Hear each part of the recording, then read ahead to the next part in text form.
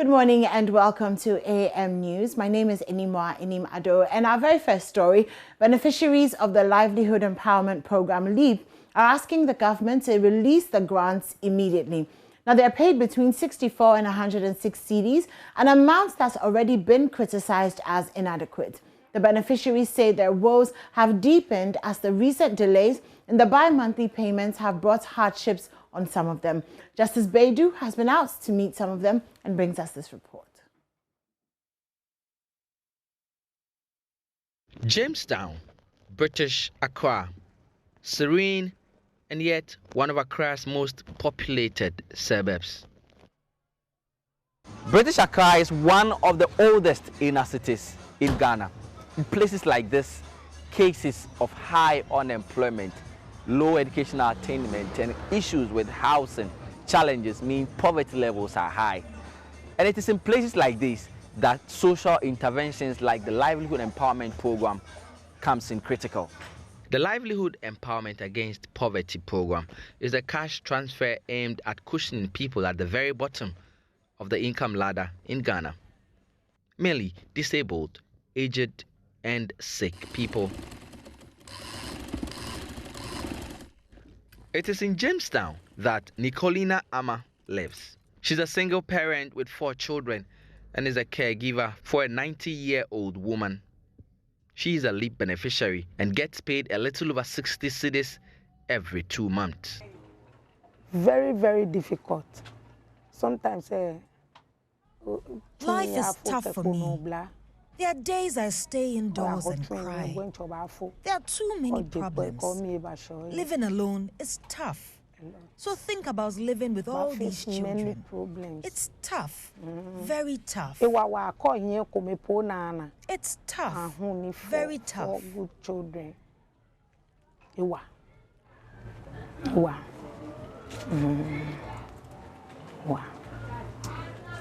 Nicolina has been hoping that the amount from the LEAP program would be increased so she could reinvest in her dressmaking business. This month, tobacco.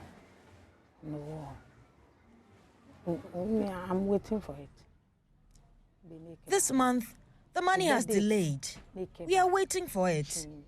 But sometimes we are called that the money is coming. So this month too, we are waiting for the call that the money is coming.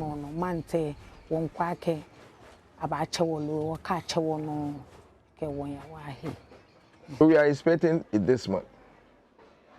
It wasn't last month too. Last 2 months, we collected it. So we are expecting something this month.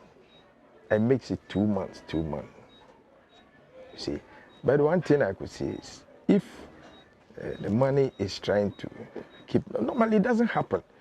We are about 38. Mercy Okine, herself a caregiver on the program, is also a community leader here in Jamestown. She has consistently spoken about a need to increase the amount of money paid to beneficiaries. The money is not enough to take care of the ladies. So if they want increment, yeah, we want. If I say they want, we want increments, because you see the situation and the problems on the ground. That one will not do anything. Though it's supporting, it can't take care of you totally. Our attempt to get answers from the LEAP Secretariat has been unsuccessful as beneficiaries continue to sit in a long, painful wait. Justice Baidu, JoyNews, Jamestown. Now, NGO Send Ghana is equally not happy about the situation. They believe that government will release the money to these beneficiaries if it prioritizes making the livelihood of the poor better. At a news conference in Accra, Deputy Country Director Dr. Emmanuel Efria said government should rope in the private sector if it's faced with challenges. There's more in this report by Hannah Odame. 75-year-old Alice Ajoka, who resides in Lower Manya Curable in the Eastern region, has been waiting for her LEAP money for over 2 months now. This is not the first time. According to her, she does not know who to ask whenever her money delays. She relies on the 64 cedis LEAP allocation, which she gets every 2 months. when it's available. Her worry now is how to treat her ailments, which requires lots of money. I am sick and cannot walk. I'm also unable to work, so I depend on government for survival. When my allocation for leave does not come due to delays, I ask some of my relatives to support me. I am pleading with government. We are his people, so he should please assist us and ensure the monies come on time. Alice's situation does not make NGOs send Ghana happy. They do not understand why authorities of the LEAP program and other social intervention programs do not make life less difficult for beneficiaries. To join us to collectively urge our government to indeed release funding for LEAP and other pro-poor interventions. We wish to remind the government again that citizens have the right to social protection. Therefore, government should be committed to protecting such rights. Acknowledging financial challenges that government may be facing in meeting all its social intervention needs, Dr. Eifa recommends a private partnership with government, which he believes will ensure sustainable financing for social protection delivery. He also wants social intervention programs prioritized in the 2022 budget. And especially that the 2022 budget preparation is underway.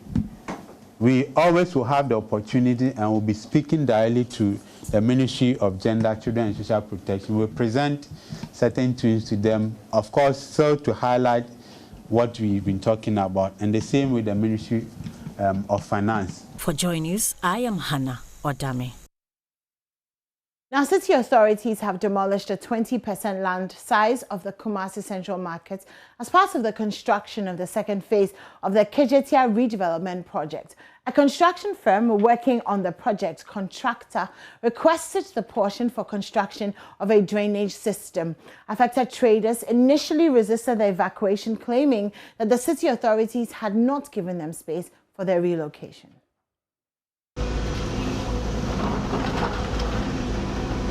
The demolition of the section of the Kumasi Central Market started at midnight. An excavator drives through the empty shops and shelves for the demolition. The volume of debris on the grounds indicates the workload ahead. Workers of the construction company were visible at the site to supervise the operation. Consultant for contractor Emmanuel Danso says the acquired land area is to ensure construction of an efficient drainage system to avert flooding after project's completion. It's part of the 100% that we were looking for. We have already had 80. Now the additional 20 has been released, and that is what we are doing now. The main reason why we need this additional area in order for us to check all the drainage system. Though we might not have them all, but we'll do our best to manage and get it clear. The exercise was carried out smoothly without the involvement of the security forces.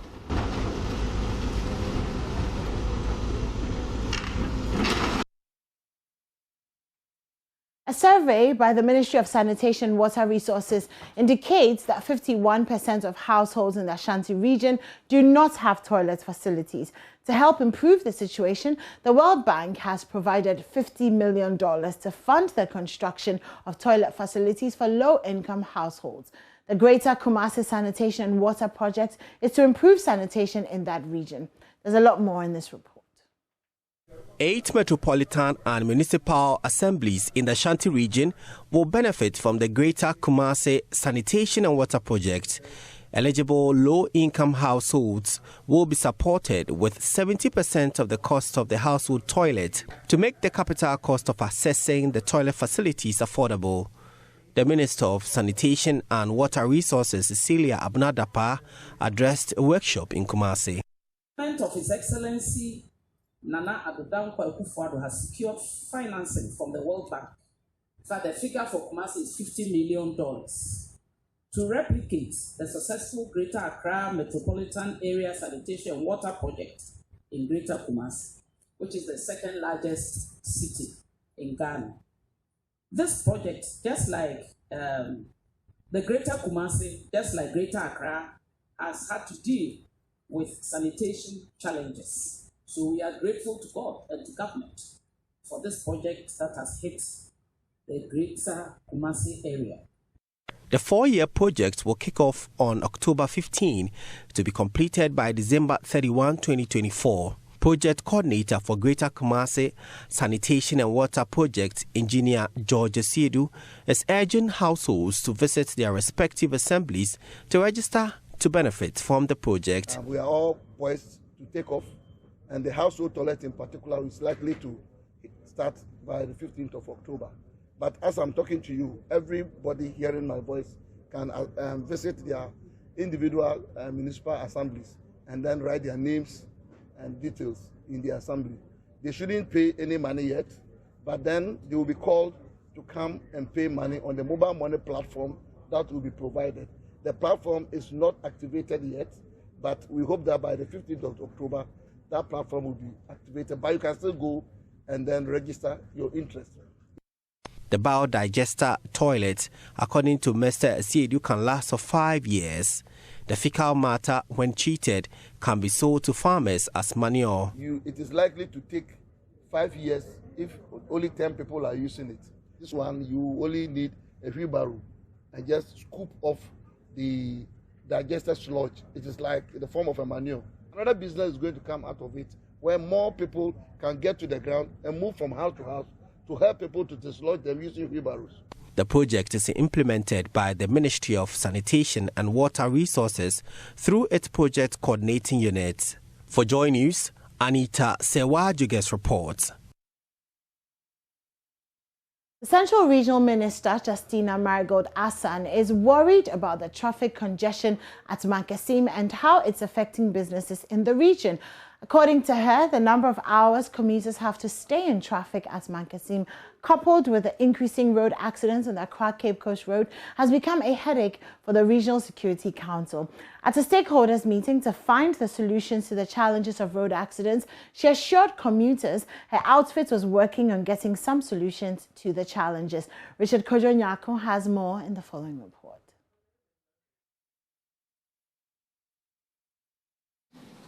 And destroying properties and all of that. We have assembled here to put together measures or ideas that will help us in going forward, if not going to eradicate it at all, to minimize the rate at which accidents are occurring on our roads. Central Regional Minister opening the conference that sought to address the carnage of the roads in the Central Region. She spelled out the devastating effects of the road crashes on the economy of the Central Region. Justina Marigold Asan turned to another threatening challenge that's confronting the region, the Mankasim traffic. I know we are working on them anyway, but for Mankasim, it's becoming a problem. This is causing so much anxiety and delay on our roads. We are saying that we are a tourism hub, all the beautiful accolades it's in the Central Region. Now people don't find it interesting coming to the region to do business because it's not profitable. But when you are traveling from Accra to come and do something in the region, you get to Kaswa, you get to Mankasim, and you have to spend 3 hours in the traffic.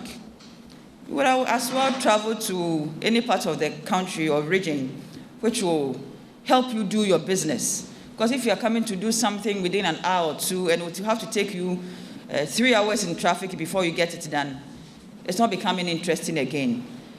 If it is coming to the region to have fun and have to go through that ordeal, then I won't come. Then it's better you stay in the house and then enjoy yourself in your home. So it is important we do this. Central Regional Director of the National Road Safety Authority, Linda Afutianan, called on drivers who use the road to hit to the speed limit on the road to reduce the crashes. Our drivers, our riders, the pedestrians, we all don't respect the traffic laws and regulations. It means that we are highly indisciplined when we are on the road. Someone will see the speed limit on a certain section of the road. On the highway, it's supposed to be 90 kilometers per hour. But I don't think that any of us here on the highway, we go 90 kilometers per hour or below. All of us go beyond the 90 kilometers per hour. Central Regional Director of the Ghana National Fire Service asked drivers who use the road at night to drive carefully, as many of the accidents recorded happened at night. Reporting for JoyNews, Richard Kwejenyako, Cape Coast. And that's it for the AM News. But of course, the AM show continues with Israelai and myself. Don't go anywhere.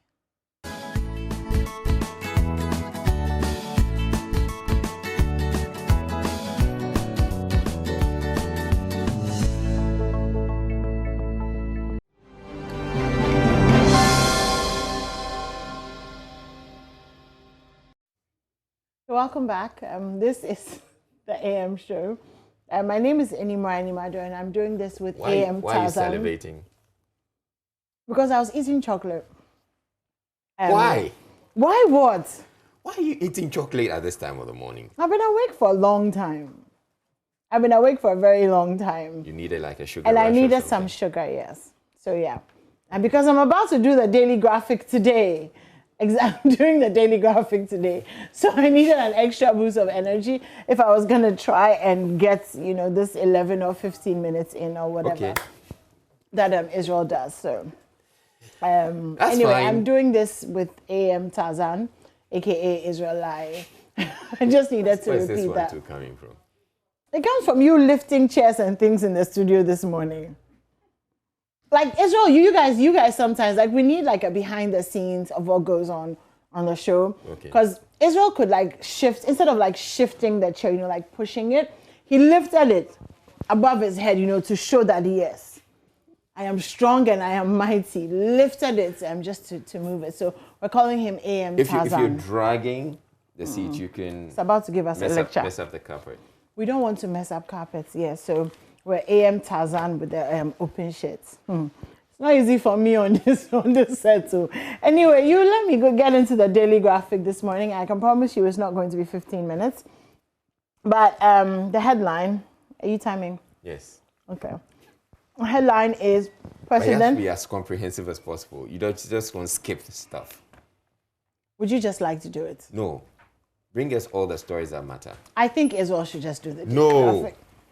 Do it. Okay. On the front page, government-private sector dialogue on Ghana beyond aid. So the first ever presidential business summit to create a platform for open and frank discussions between the government and the private sector on critical issues began in Accra yesterday. The summit, which ends today, is going to ensure constructive dialogue between the government and the private sector to realize the vision of Ghana beyond aid.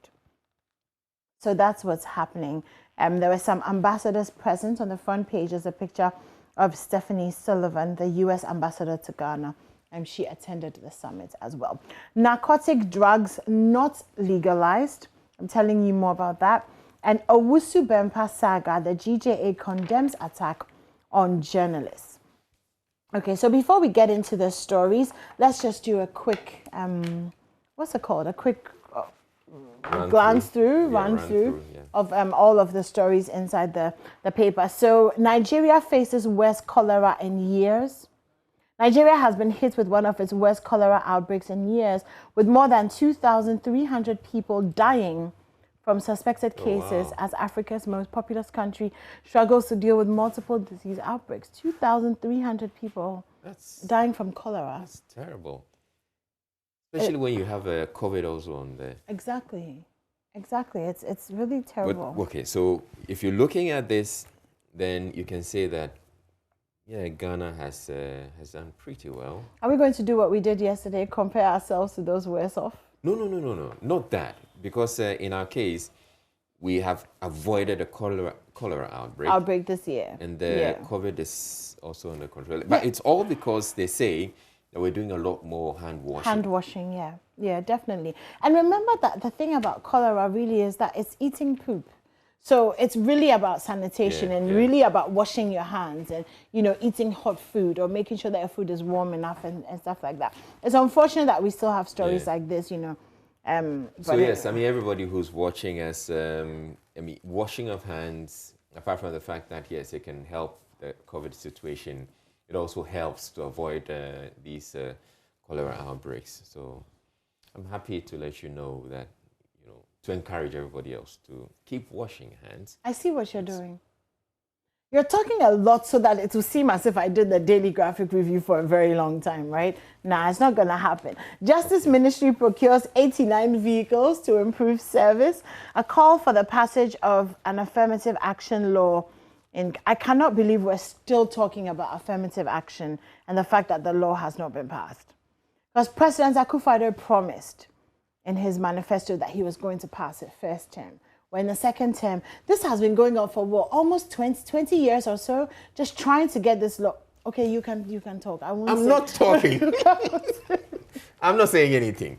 Yeah, so go on. I thought you stand with women and our issues, or suddenly you're backing down from being an advocate. Yeah, so that you accuse me of trying to drag your time. Okay, Dr. Bawumia's mother laid to rest in Wale, and GFA board must return to drawing board to fix stars. You've done 5 minutes and you're just on the second page. Okay. TB Joshua's widow has taken over church leadership.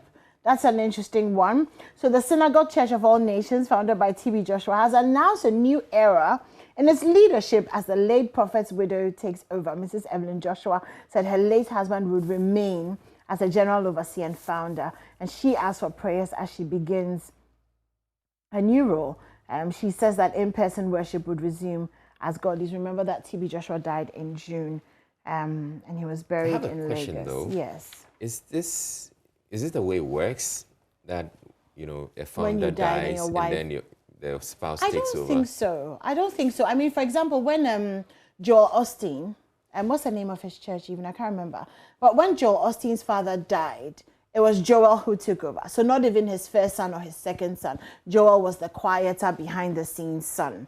But his wife was still alive.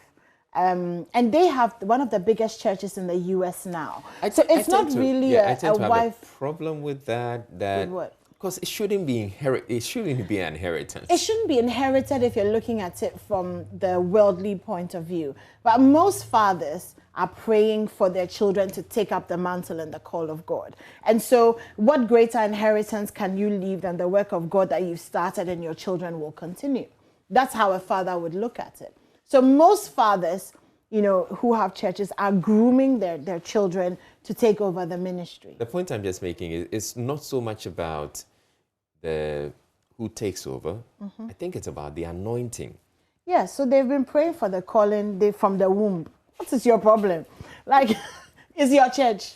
No, it's not my church. Thank you very much. Okay. It's God's church. It's God's church. And for all you know, he's called... I remember Benny Hinn as well, a few years ago, was praying for his son. Also, I think called Joel or Joey or something. Little boy. And he prayed for him and he said that, I pray that when I am not there anymore, you will be there. The things that I have done, you will do more. I mean, I think the greatest heart of a father towards his children, fathers who are pastors and whatever, is that their children will take over. But what does God want? But were you there when they were making the covenant with God about their children?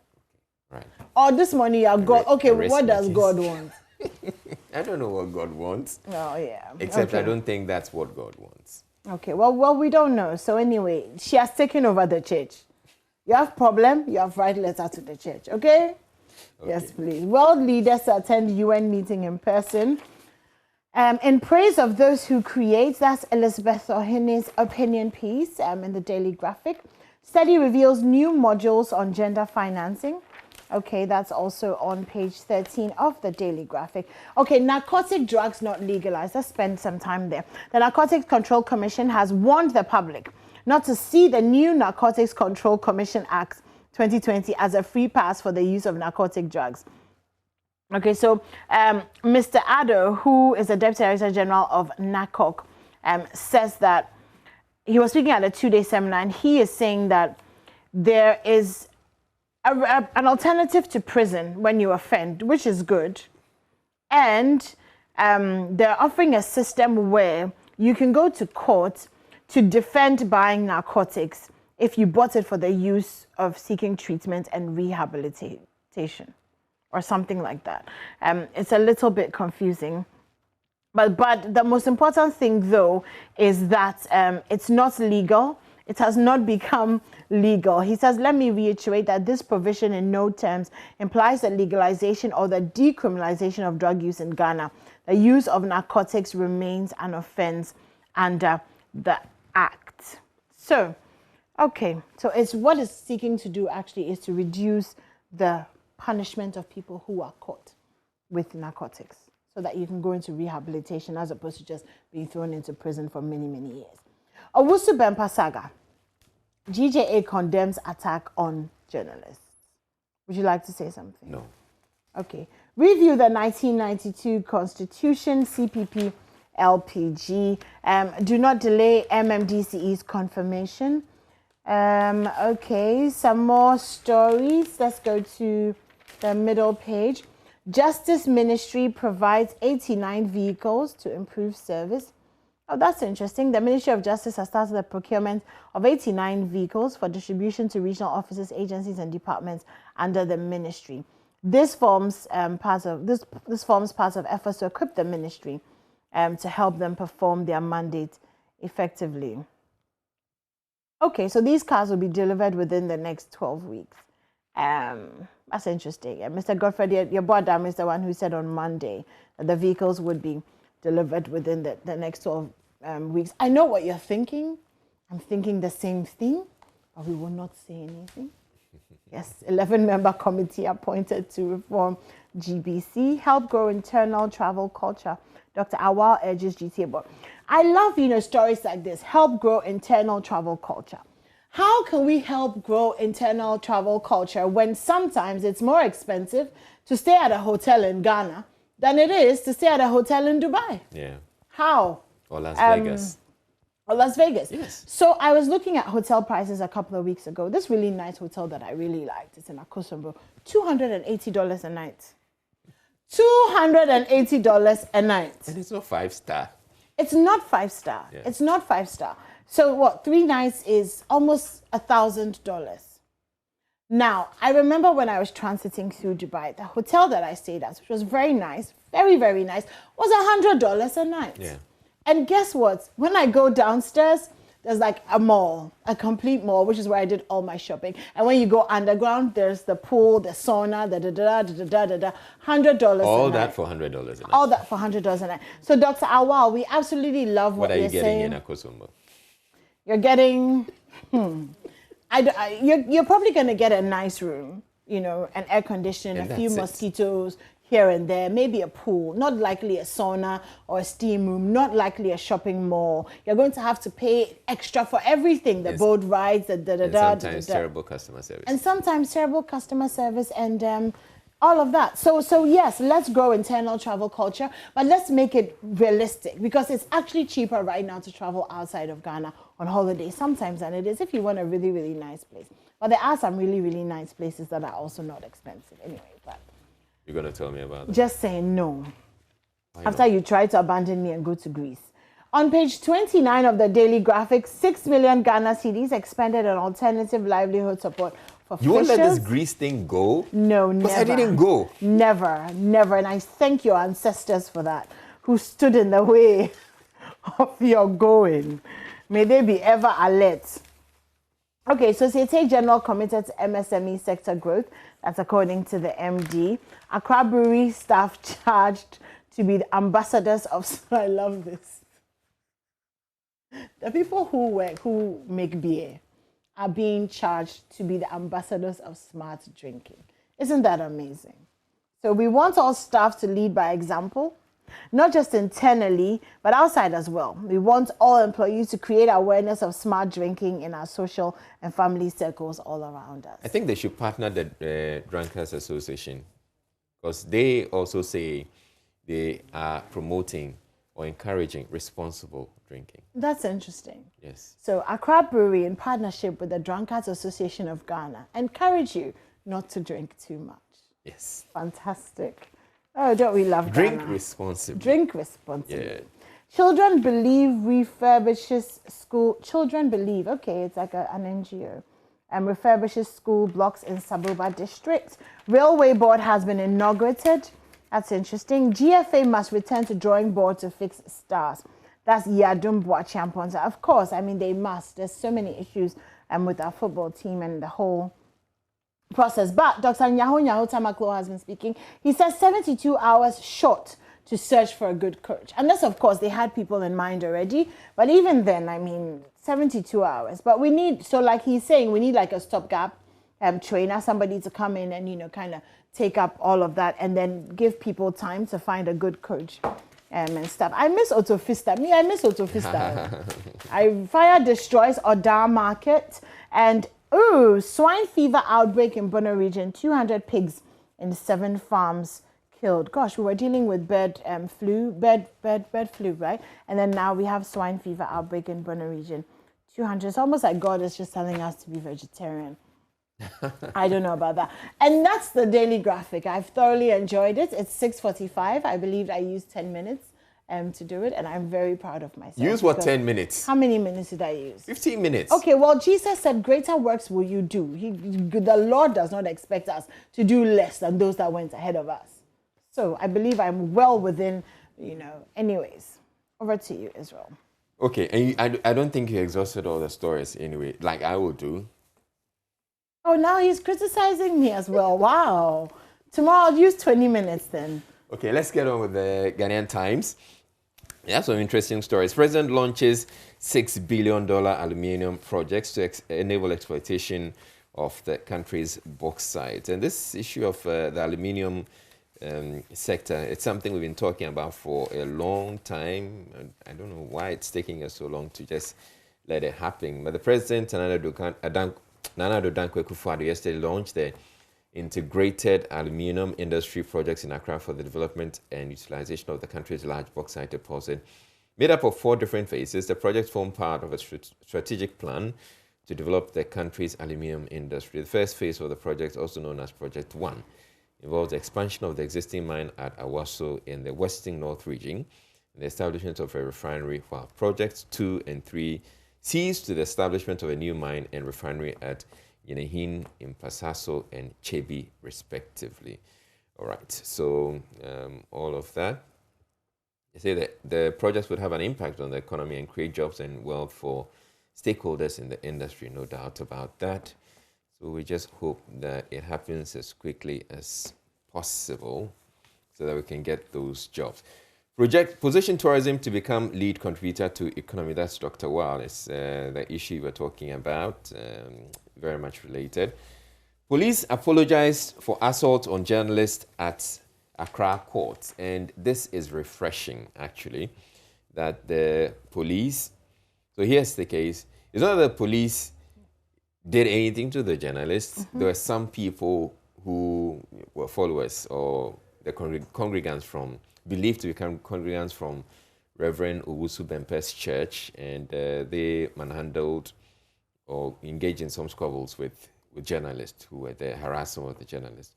And the police is apologizing for that. Well, that's good then. Yeah, that's really good. I mean, there have been days where, or times when the police would assault journalists and nothing becomes of it. This time, the police, even before anything happens, they haven't done anything, but they're saying, we are sorry that this happened to you. And they're investigating it, which is good. Okay, motorcycle rider fined 1,800 cedis for knocking down woman.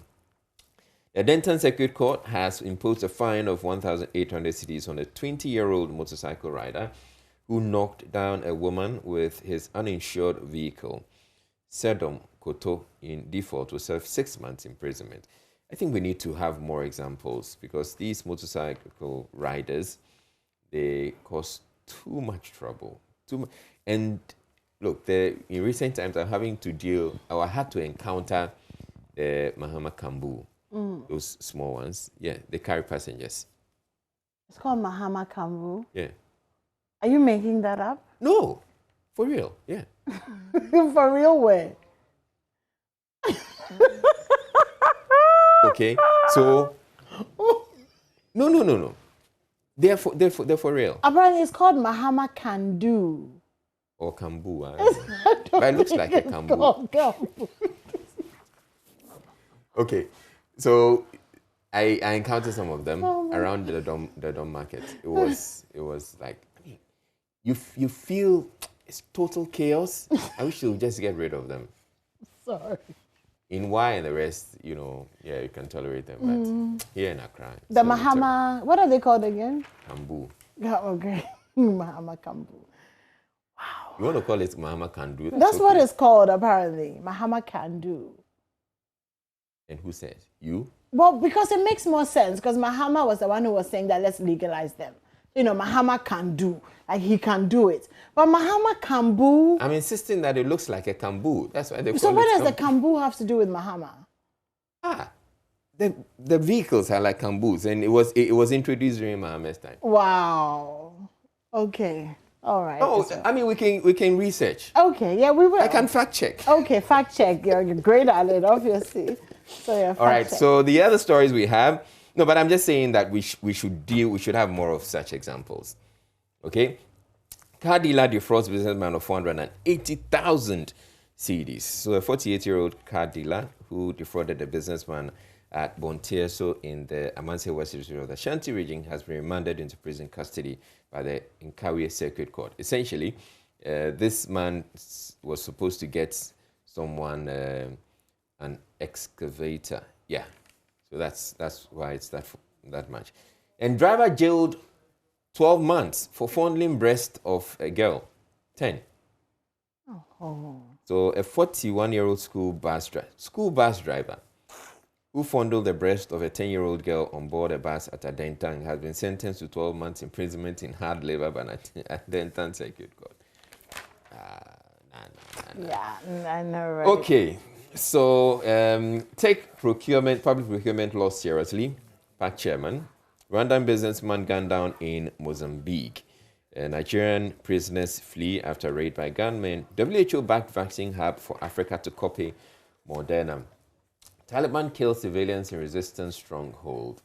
The tropical storm Nicholas hits Texas, Louisiana. And tackle gold smuggling. That's the minister to the PMMC board. Illegal miners pollute Odan River. So we still have illegal miners polluting rivers, even though we had a clampdown on Galamsey. And then there's also Galamsey on high seas, apparently. So this story is a feature on page 8 of the Ghanaian Times. It says, fight Galamsey on high seas. Well, Galamsey in quotes, so not the gold mining Galamsey. Resolving the medical negligence quagmire in Ghana, some suggested solutions, final. It's a three-part opinion piece here, so that's the final part, yeah. And on page 10, world leaders urge to tackle security issues diplomatically. Allow Mahama to go unopposed as flag bearer. Okay, that's in politics. And on page 13, President others pay tribute to Veep's mother. And then on page 15, Veep's mother laid to rest at Wale Wale. Okay, well, apparently, there's some beans that comes from Wale Wale. When I went to the market the other day. Oh, yeah. That's what I got to know. Okay. Thought I was making that up. No, I haven't said anything. Okay. And on the center spread, Akufo-Addo opens 2-day presidential summit in Accra, and government is holding a 2-day dialogue with the private sector to discuss, among other issues, the fiscal and non-fiscal incentives to support private sector development in the country. All right. And Micheletti honored at Ghana Construction Awards. Patronage of COVID-19 vaccination in Volta region and Car region. Oh, that's a rather handsome young man. It's called Dr. Jokoto. He's Dr. Sena Nukwesi Jokoto, Deputy Director of Health in charge of public health in the region. Nice. Okay. Well, hello, Dr. Jokoto. We don't have... Do you need... Do we need confirmation that he's quite a rather dashing young man? Because we're leaving the viewers out, so I just thought we should, It only helps for them to see what you're... Right, what I'm seeing. Yeah, what you're seeing. ECG launches task force to curb illegal electricity connection. And on page 23, film aimed at fighting malaria launch. NCC urges you to be vigilant about terrorism. Then the other stories we have, Ghana Health Service Lord's World Vision for support India to provide scholarship for Ghanaian medical students, doctors. Moody's S&P affirmed Ghana's credit rating at B3, B-. And internal or indirect tax reform measures needed. Close down on documented foreign retail shops. That's Guta saying that. Commodity prices surging again. And South Korea fines Google $177 million for blocking Android customization. Cash-strapped Gambians fly on Algerian club's generosity after beating them 3-0 in CAF Champions League first leg. Okay, that's interesting. Pele ready to leave ICU after tumor removal. And Liverpool, Milan in KG clash. Algerians get 10-year ban each for withdrawing from Olympic Games. And Whole Youth Sports Center project abandoned. Akono grateful to all. And so CK Akono is saying thank you for, after he was fired, he put up a tweet where he says, thank you. And I was saying that, look, CK Akono, all he should have done was blame his inability to deliver, to meet expectations on COVID-19. Which is what a lot of people have done. That's a fantastic, yes. And they've gotten away with it. And they've gotten away with it. Yeah. See, exactly. Only CK Akono, all he had to do. That's all he had to do. Was just say that. Because indeed, he couldn't call up some players because of COVID restrictions. And people have won presidential elections by blaming their performance on COVID-19. So, I mean, a coach could have, survived that. Well done, Israel. 10 minutes on the Ghanaian Times. Back page. 10 minutes. Back page. 10 minutes. So it's not the paper, it's you. No, I'm not done. Okay, go on. Combating modern slavery project launched to be implemented in 100 communities and measures to check corruption in extractive industry takeoff. Now I'm done. Regardless of which paper we give you, 11 minutes, Israel. Anyway, I'm going to do the daily guide in 2 minutes. On the front page, Owusu Bempah rushed to hospital, back in cells. Attorney General wants GRA to sit up. Baumia's mom buried in Wale Wale, and Nana launches presidential business summit. Okay, so that's the daily guide. Let's do some international stories. World now sees twice as many days over 50 degrees Celsius. The number of extremely hot days every year when the temperature reaches 50 degrees Celsius has doubled since the 1980s. A global BBC analysis has found, which means that the world is getting hotter, isn't it? Rwandan ex-army officer gunned down in Mozambique. Tropical storm Nicholas hits Texas and Louisiana. Guinea's coup leaders start cross-party talks. That's it for international stories. Let's do some entertainment. Okay, well, I really thank you, Salmajete to Baumia, after that 50,000 Ghana CD donation. Sarkodie is going to be featured on the Grammys show. He'll make a debut appearance on Grammys' new show, Herbal Tea and White Surface. That's a lovely name for a show, Herbal Tea and White Surface. Okay, congratulations to Cynthia Lumo. She is Talo, Ghana's new deputy MD. Well done for making women proud everywhere. And that's about it for the daily guide. GTA to train taxi Uber drivers as tourism brand ambassadors. Celestine Donko drops new single Only You, and Stone G set to release Bad Friends music video. On the back page of the daily guide, more coaches chase stars vacant job, and Jesse Shines in Beitar, Jerusalem win. But it's 6:58, so how about we go to myjoyonline.com. Right, whilst we get the MyJoy Online coming up, let me just go through the front pages of the Business and Financial Times. Work diligently to deepen tourism gains. Dr. Wall take a task, new GTA board. Economy shows strong growth prospects. Moody's and S&P affirm credit rating. Tax evasion by professionals, cause of poor domestic revenue, as personal income tax sees 5-year consecutive decline. And government to also treat exceptional IMF SGR flows as appendix footnotes. That's an opinion piece. And the Finder says Ghana's economic fortunes enhanced as GIADEX signs first project to kickstart integrated aluminium industry. Economy rebounding faster from COVID-19 impact than envisioned. That's President Akufo-Addo saying that. And family accuses Curable MC of unlawfully seizing their land. Disbursement of 55 million seed tourism industry fund starts this month. That's Dr. Wow, that'll be it. Okay, so myjoyonline.com. Great. Banner headline, Immigration Service prevents 9 Ghanaians from entering Burkina Faso through unapproved routes. That's it. Other stories? So Reverend Osu Bempa discharged from hospital, back in police custody. Government lacks commitment in prosecuting NAM1, aggrieved men's gold customers. Don't attack judges on social media if ruling does not go in your favor. That's Godfrey Dami, the Attorney General. Ijura murder, family of Kaka petition chief imam to support calls for justice. Provisional results of 2021 population and housing census to be released on September 22. Okay. And Ghana Bar Association urged to redeem sinking image. Economy rebounding faster from COVID-19 impact than envisioned. That's a Kufado. And the UK doesn't want to be a destination for corrupt money. High Commissioner to Ghana. All right. That's about it. Okay, it's 7 o'clock. We're going to go for a quick break. And when we come back, Oreku is here with the sports. Of course, we have a very exciting show. It's all about you today, like it's all about you. But there's something else we're bringing into the conversation, which has to do with food security. So there's been talk of the fact that we're having food shortages. Food prices are going to go up. So we should be looking at a food crisis. And government has stepped in. So they're saying, there was one conversation about the former president saying we're having a food crisis. Planting for Food and Jobs has failed. Now, the Agric Minister says, no, it's not true. You can't say Planting for Food and Jobs has failed.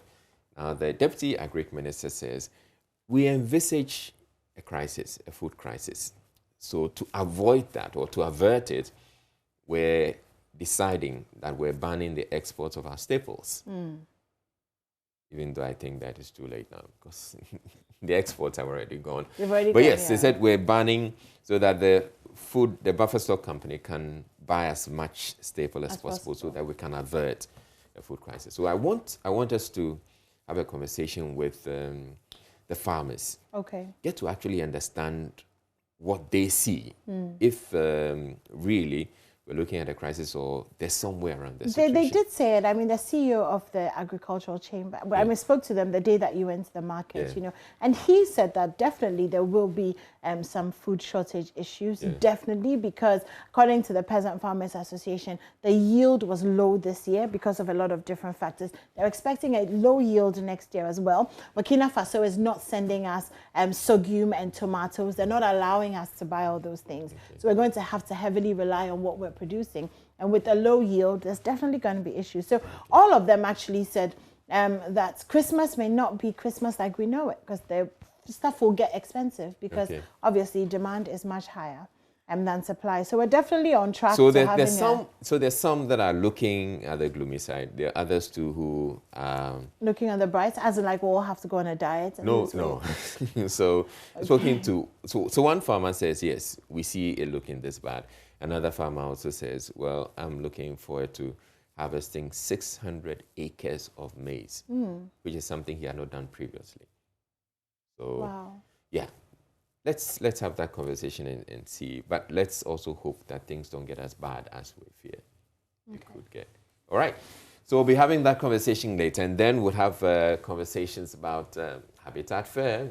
Oh God, he's singing as well. Could this morning get any worse? Anyway, we're going to take a break, and when we come back, like I said, we'll be bringing the sports.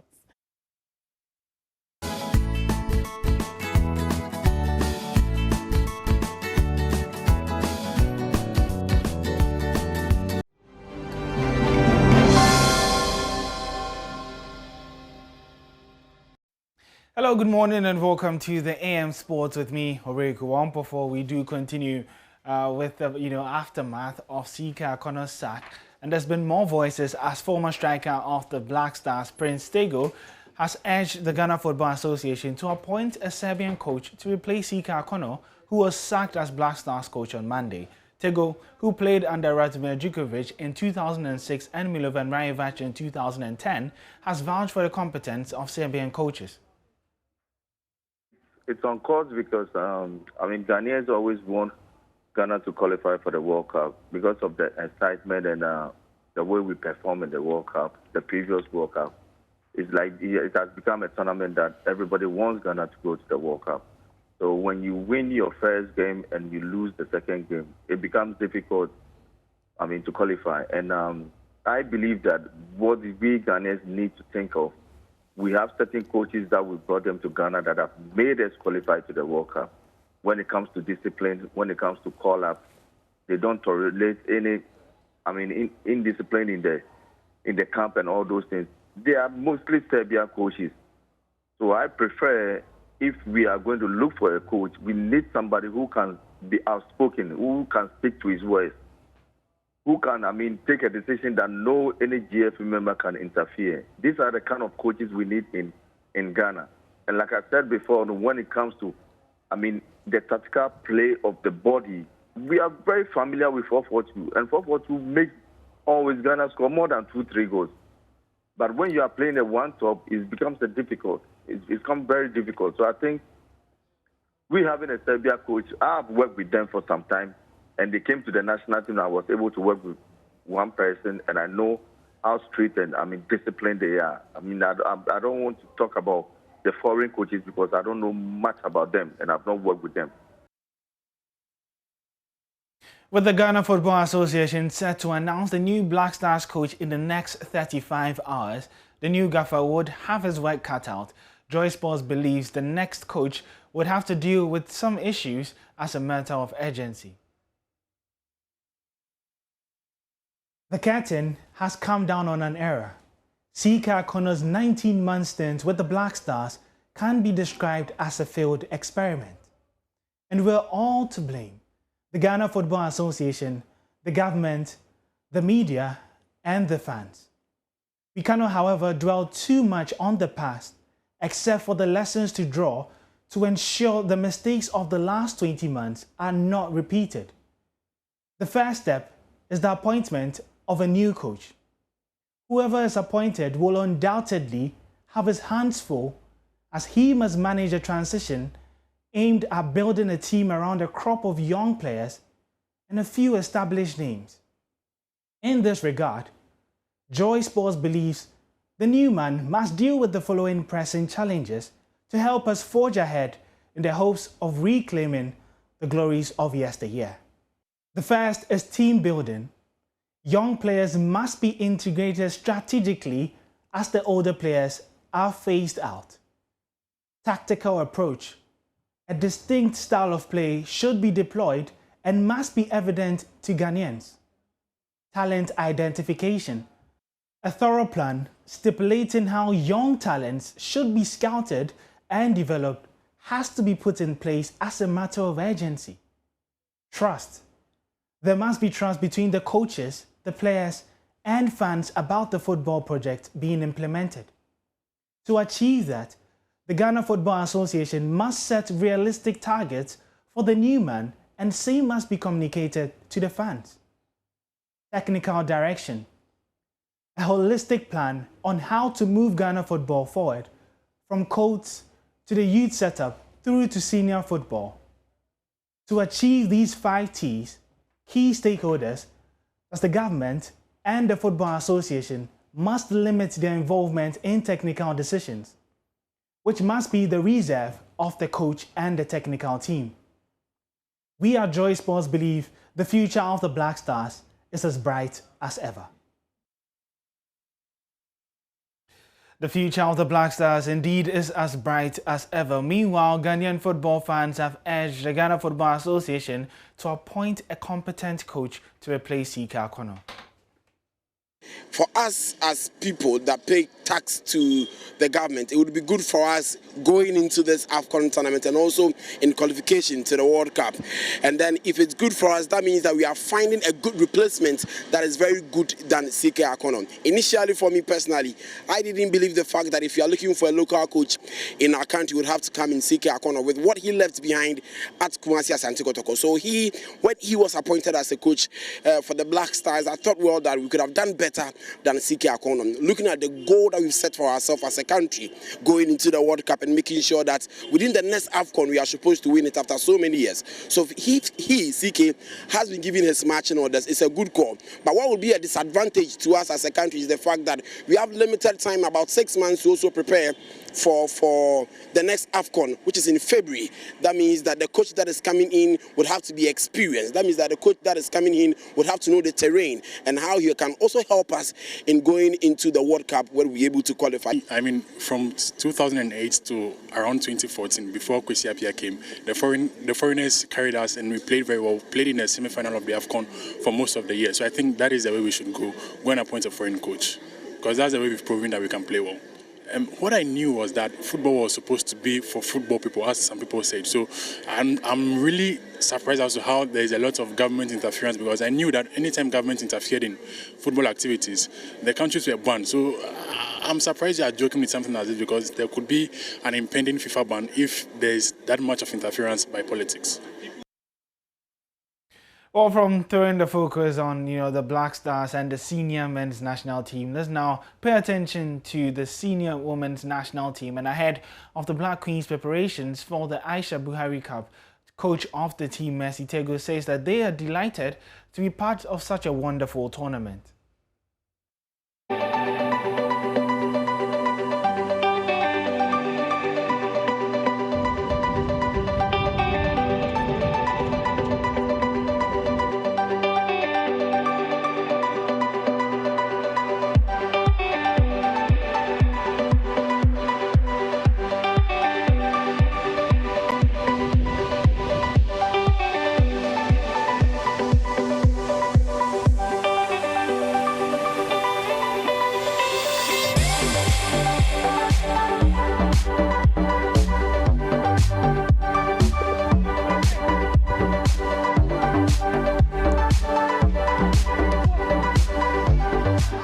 Very much for having me this afternoon. Just like you said, yes, this is Aisha Buhari Cup, and it's serving as a preparatory matches for us towards the pending assignment ahead. So far, I think you've seen what the team that I've paraded, and these are the people you are going to see during that competition. Unfortunately, we are here for Aisha Buhari Cup, so I'm not going to talk about any other thing than Aisha Buhari Cup. It means a lot because Nigeria is our sisters. So when they are having a program like this and they invite us, we deem it necessary important to us. We are very pleased to come here today. South Africa, fortunately, is the lady there in charge is my friend. So we've spoken a lot, and whatever we are going to do tomorrow, you see on the ground. Your name for the record? My name is Mercy Tego. I'm the head coach of the Ghana females. Sorry, again.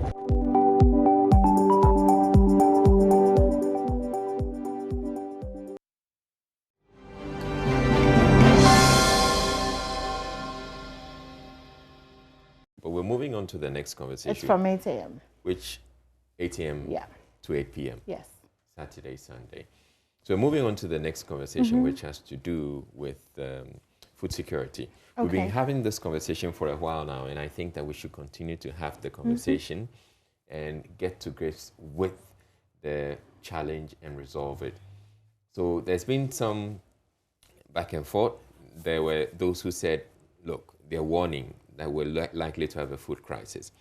And then government initially comes in and says, we're pretty fine, we should be fine. And it turns out yesterday, the Deputy Agric Minister has been speaking to this issue, and he concedes that if we don't do anything about it, we're likely to be faced with a food crisis. One of the things that government wants to do, and he was speaking on Top Story, is to buy as much of the staples that we have in the system right now. He concedes that we essentially let our guard down and we got a lot of our crops our staples being exported out of the country because it was cheaper. And yes, if it's cheaper, the people in the neighboring countries will come to the country and come, and buy whatever produce. But let's listen to him. He's been speaking.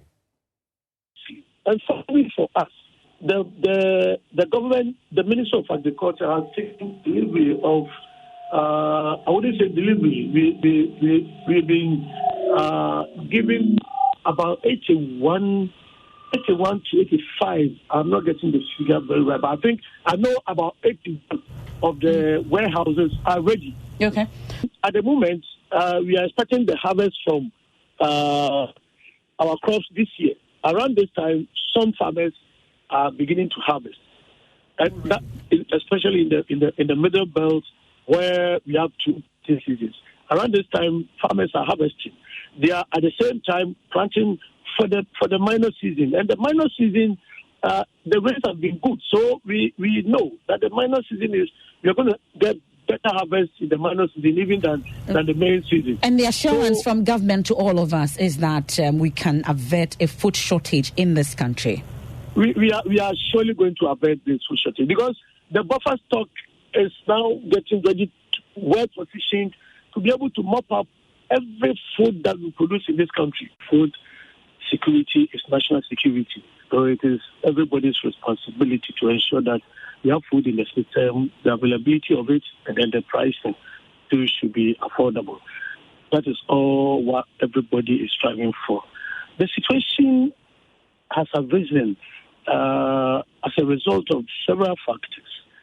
And these factors include the global economic situation in the midst of the COVID-19 pandemic that affected even the production of fertilizers and the supply of these fertilizers, transportation of these fertilizers to our country.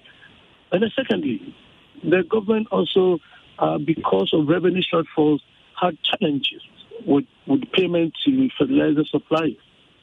And this actually affected agriculture production in this country. But notwithstanding, the little that we had, we lowered our guard a little bit. We felt that we had enough, so our neighboring countries kept transporting our food products across the borders. Before we could say Jack, we were running into shortages. And because of the droughts that occurred in the second half of last year, the production levels were not as high as the previous years.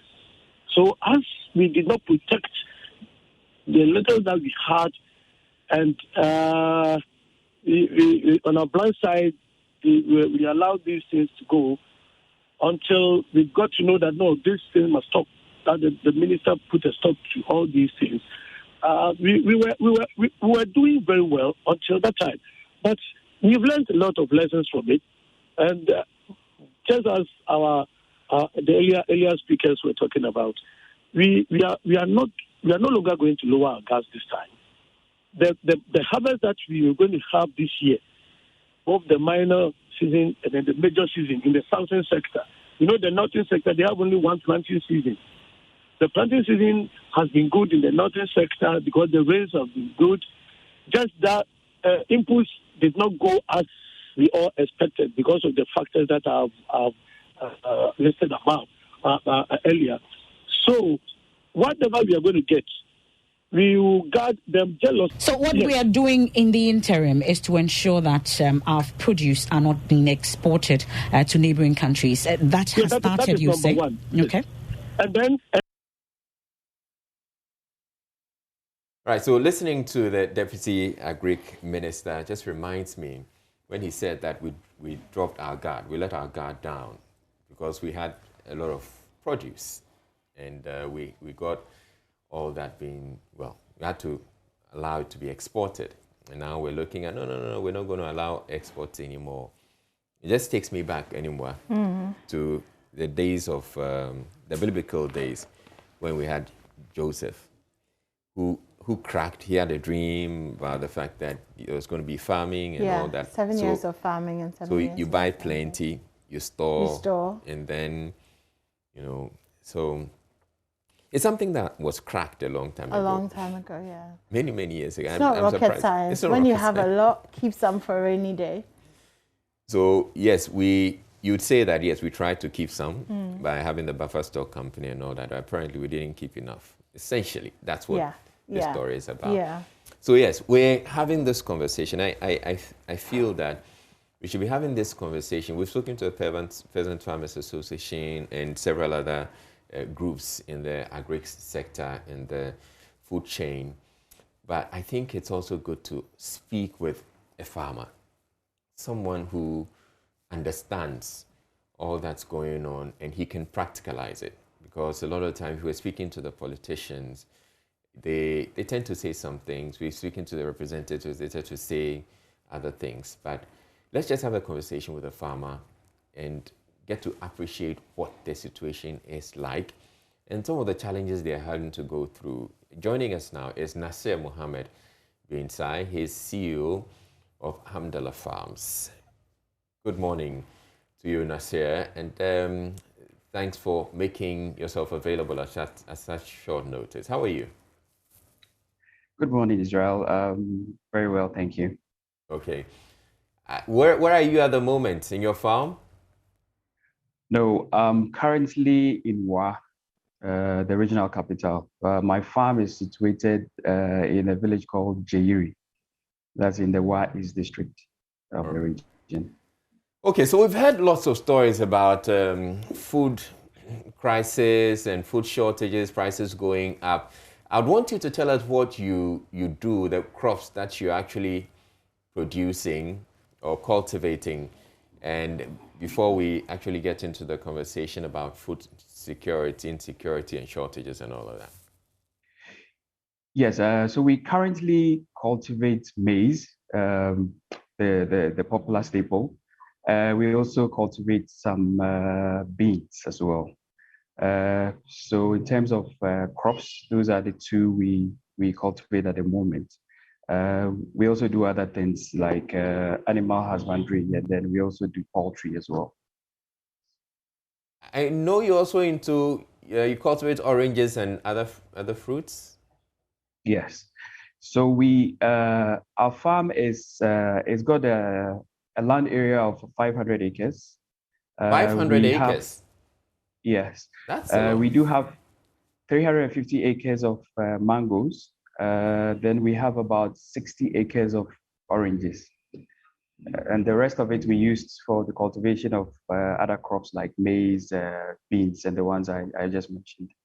Okay, so what has it been like for you this year as far as your operations are concerned? Well, some time ago, some of us made these comments concerning food shortage. But at the time, we were actually seen as prophets of doom. Just like you mentioned, biblically, it has been told how during farming, we should treat food security. Well, this year, we cultivated 50 acres of maize. However, it's sad to say that we're not even going to get up to 5 acres of maize by the end of the season. The reason being that there was a heavy downpour this year. So you plant, you put your inputs, fertilizer has been applied, everything has been done according to what you're supposed to do. It gets to the tasseling stage where it starts flowering. That's where the comb starts building. Then the rains set in. So it rains almost every day in the region, or that's the part where my farm is. So in this situation, it rains just like humans. Plants also need nutrients, a balanced diet. So if they are just getting water all the time and not getting the sunlight and not getting other things, obviously it dies off. So yeah, there's nothing we could do. So it's gotten to that stage where yes, the maize is totally spoiled. Now, it is not just with our farm, but if you driving around the area where the farm is, various farmers are having the same problem. So some have the waters immersed in their plants. That's a total flood. We didn't have that, but we just had so much rain that more than we needed. So yes, so we are going to lose all our maize this year. Okay. And all the people around us. Nasir, just not to cut you, but this rain thing, there's nothing anybody could have done about it. No, for that, there's nothing anyone could have done about it. However, there's another problem that we faced, which could have something could have been done about. That's fertilizer. So this year, out of for our 50 acres of maize that we cultivated, we didn't get a single fertilizer from the Planting for Food and Jobs, which means that we had to buy fertilizer from the open market. And getting the fertilizer from the open market was also a big challenge because it wasn't available. Like people were just rushing for them because they couldn't get the Planting for Food and Job ones, which is subsidized.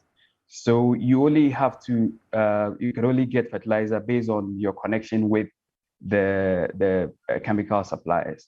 So that has also been a big challenge for us this year. So we put in more money into fertilizer, probably three times more than we should have or we did last year.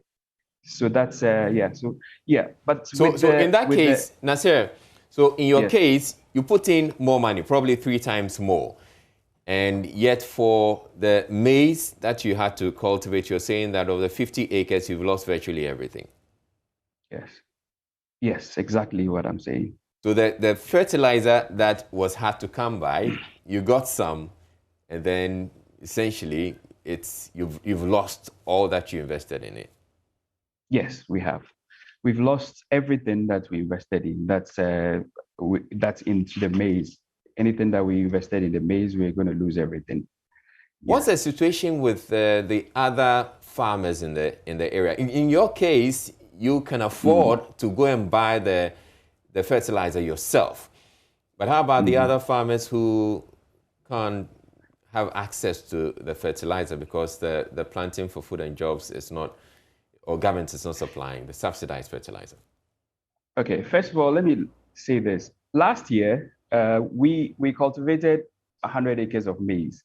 Okay. We had to cut down to 50 because we're scared we're not going to get enough fertilizer. And there was this thing looming around that fertilizer is going to be short. There's going to be a shortage of fertilizer. So we didn't. So you can imagine what the peasant farmer went through. Now they would have to reduce the number of acreage they can that they usually cultivate. Now, a lot of them didn't even apply fertilizer at all because they couldn't get fertilizer. So driving around the area, again, you'd see farms with the plants on there, but with stunted growth, which means that they didn't apply fertilizer. So it's a very dire situation for the smallholder farmers. For us as a large or established farm, we are able to find ways probably to speak to the chemical suppliers to get some fertilizer. But for them, it has been really difficult. A lot of them have lost everything that they have invested in. Now, talking about the shortage of fertilizer, would you say, at least you concede, that the Planting for Food and Jobs has supported you in the past? It's probably this year that you had that challenge, right?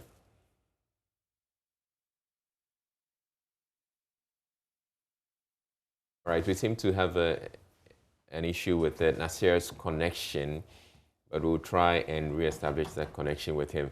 All right, Nasir, I believe you're back now. So I was asking, you've had support from the Planting for Food and Jobs in the past, right? Yes, I have. So is it only this? What has the support been like? Very beneficial. What has the support been like? The support, well, it had to do with initially that's, I mean, in the books, it's supposed to be fertilizer support, like support by giving us fertilizer, and then also extension services. But the program, we only get the fertilizer. So usually they give us fertilizer at a subsidized price. Before, we used to get the fertilizer, then cultivate the farms, then later we pay the Ministry of Agriculture.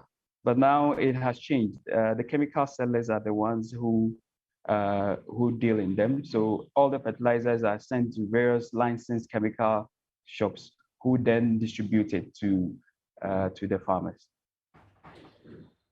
All right. So on the issue of fertilizer, I must say I was speaking with one other commercial farmer, Green Gold Farms, and they're indicating that they haven't had a problem with, and he says the farm is in Myong, George Boache Safong. Their farm is in Myong. They don't have a problem with the flooding.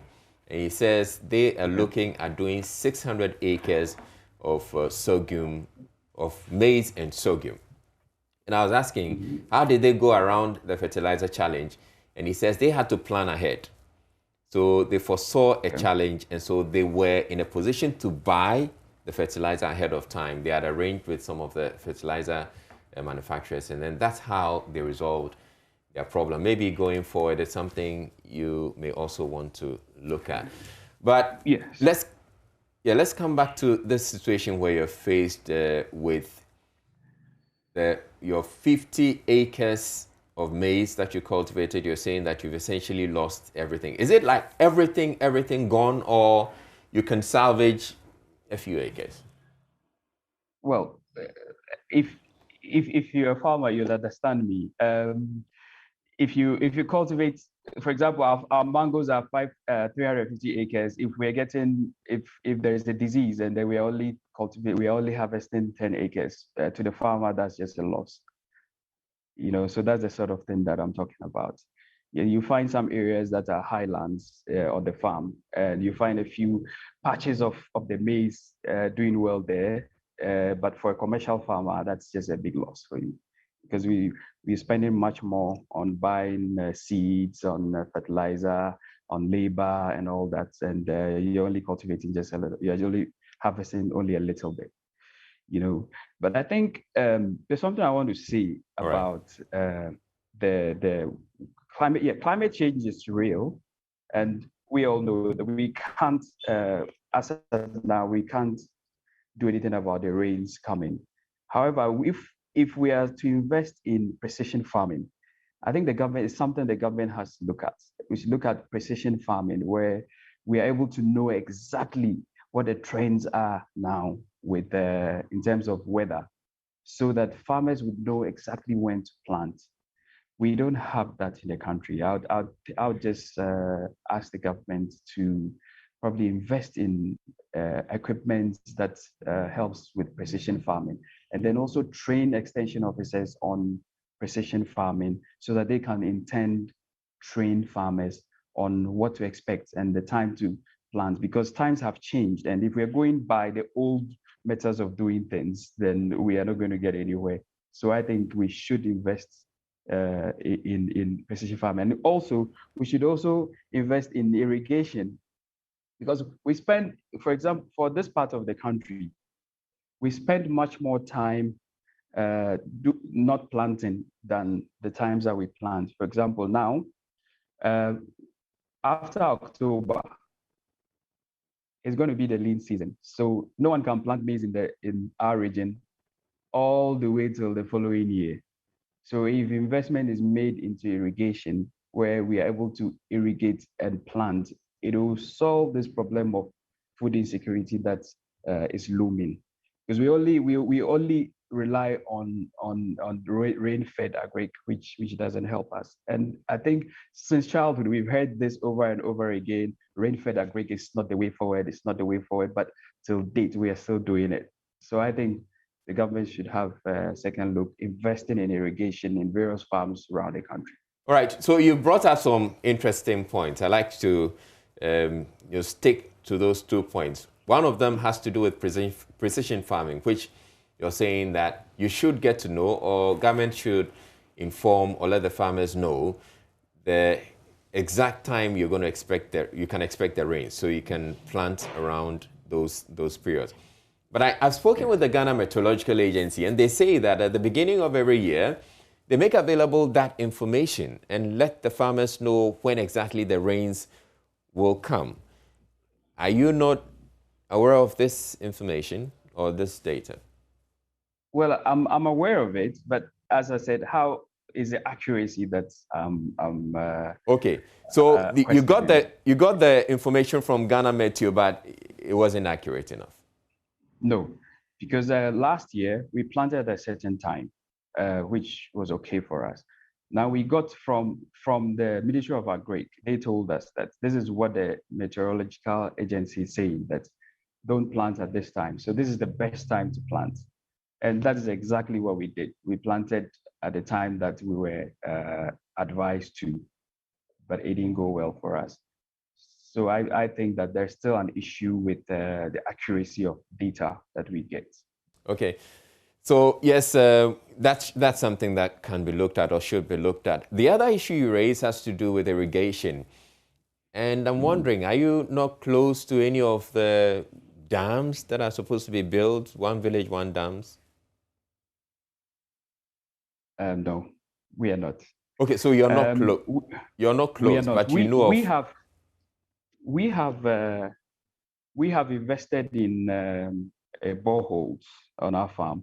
So we have sunk about 6 boreholes, which we use for some sort of irrigation. However, we cannot, if to make it commercial, we need a very huge investment to be commercial. So we only do it for some simple irrigation, like probably vegetables, a few acreage of vegetables. But in order to be able to commercialize it, it needs to be a heavy investment, and we can't do it on our own. Government would need to come in this. Okay, so Nasser, you tell us, what is it that you need to ensure that the boreholes that you have, the few boreholes that you have, you can scale it up so that you would have enough to engage in like commercial irrigation? You see, just having the boreholes is just a start. The accessories that come with it is what is expensive.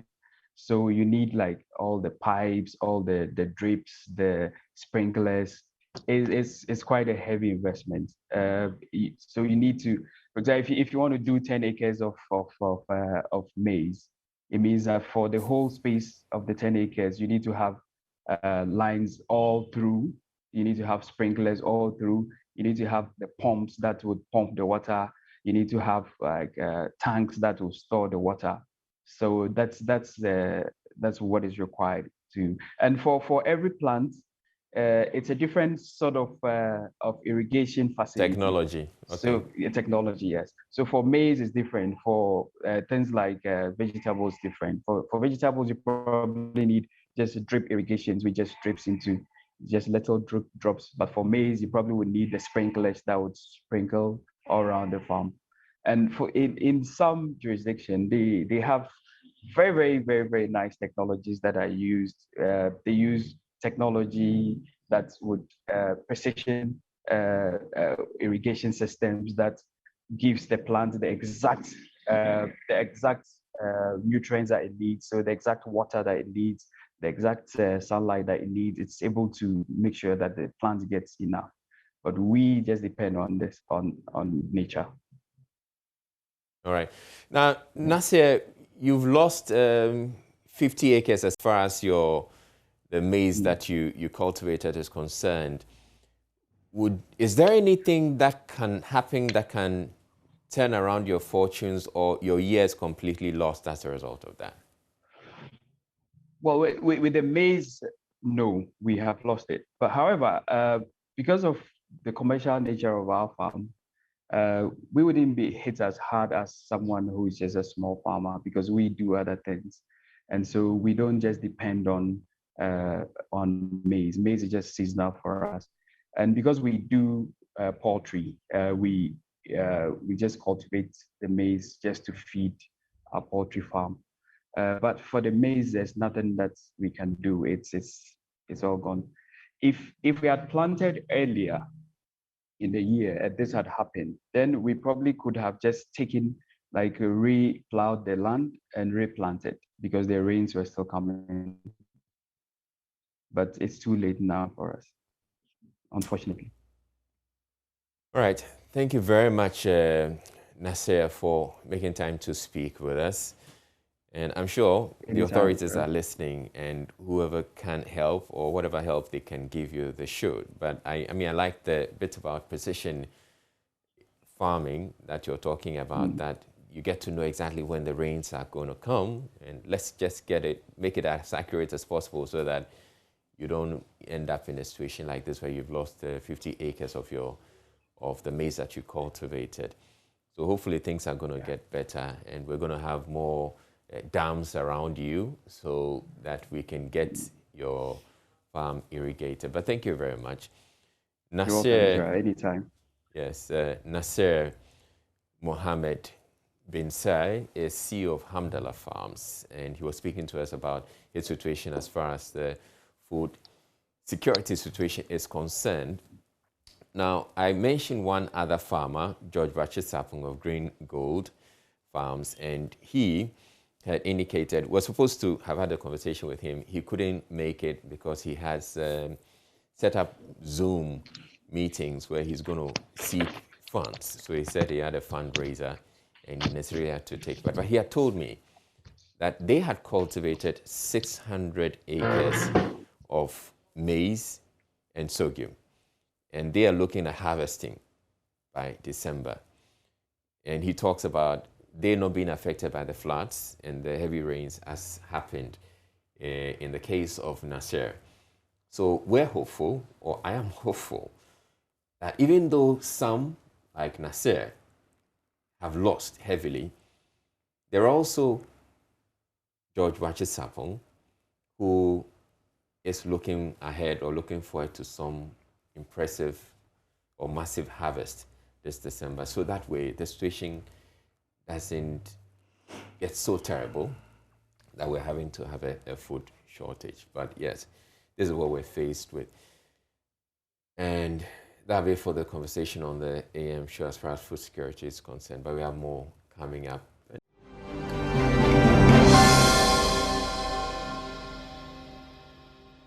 Anymore? Yep. So we're hoping that things are not that as bad as bad as we fear. I don't know. But yeah, I don't know if hope is going to get us through this one, because the situation does seem very, very, very bad. Yeah. Okay. Okay. Well, we're moving on to Joy in My Community now. And today's episode looks at the quarry industry, which is challenged because the spaces within which they operate, which used to be far removed from human settlements, are being taken over by residential developments, which has implications for safety and well-being. In 2015, a boy was killed by a rock from a quarry in a community very close to Ablekuma in Accra. How do we avoid such tragedies? Maxwell Adbaba has a comprehensive report on the issue.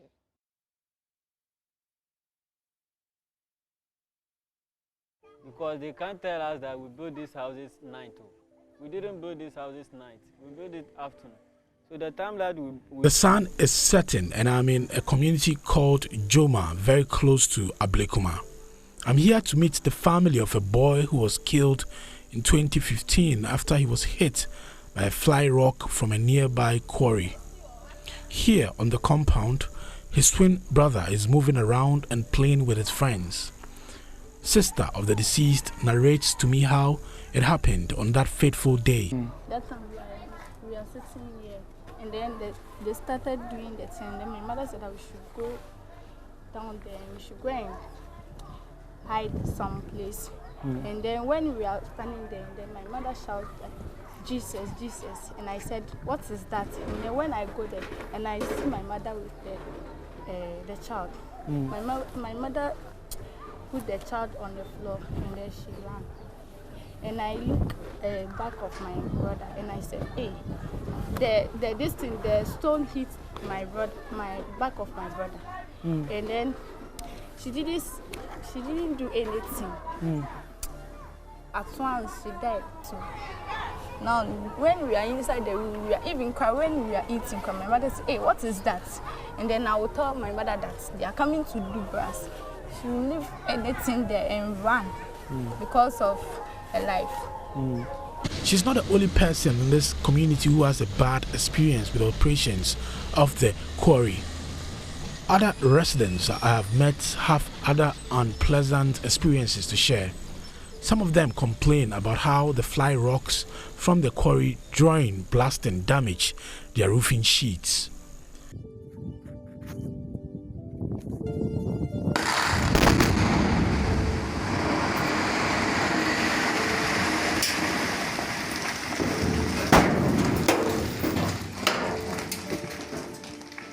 Blasting is an important part of quarry.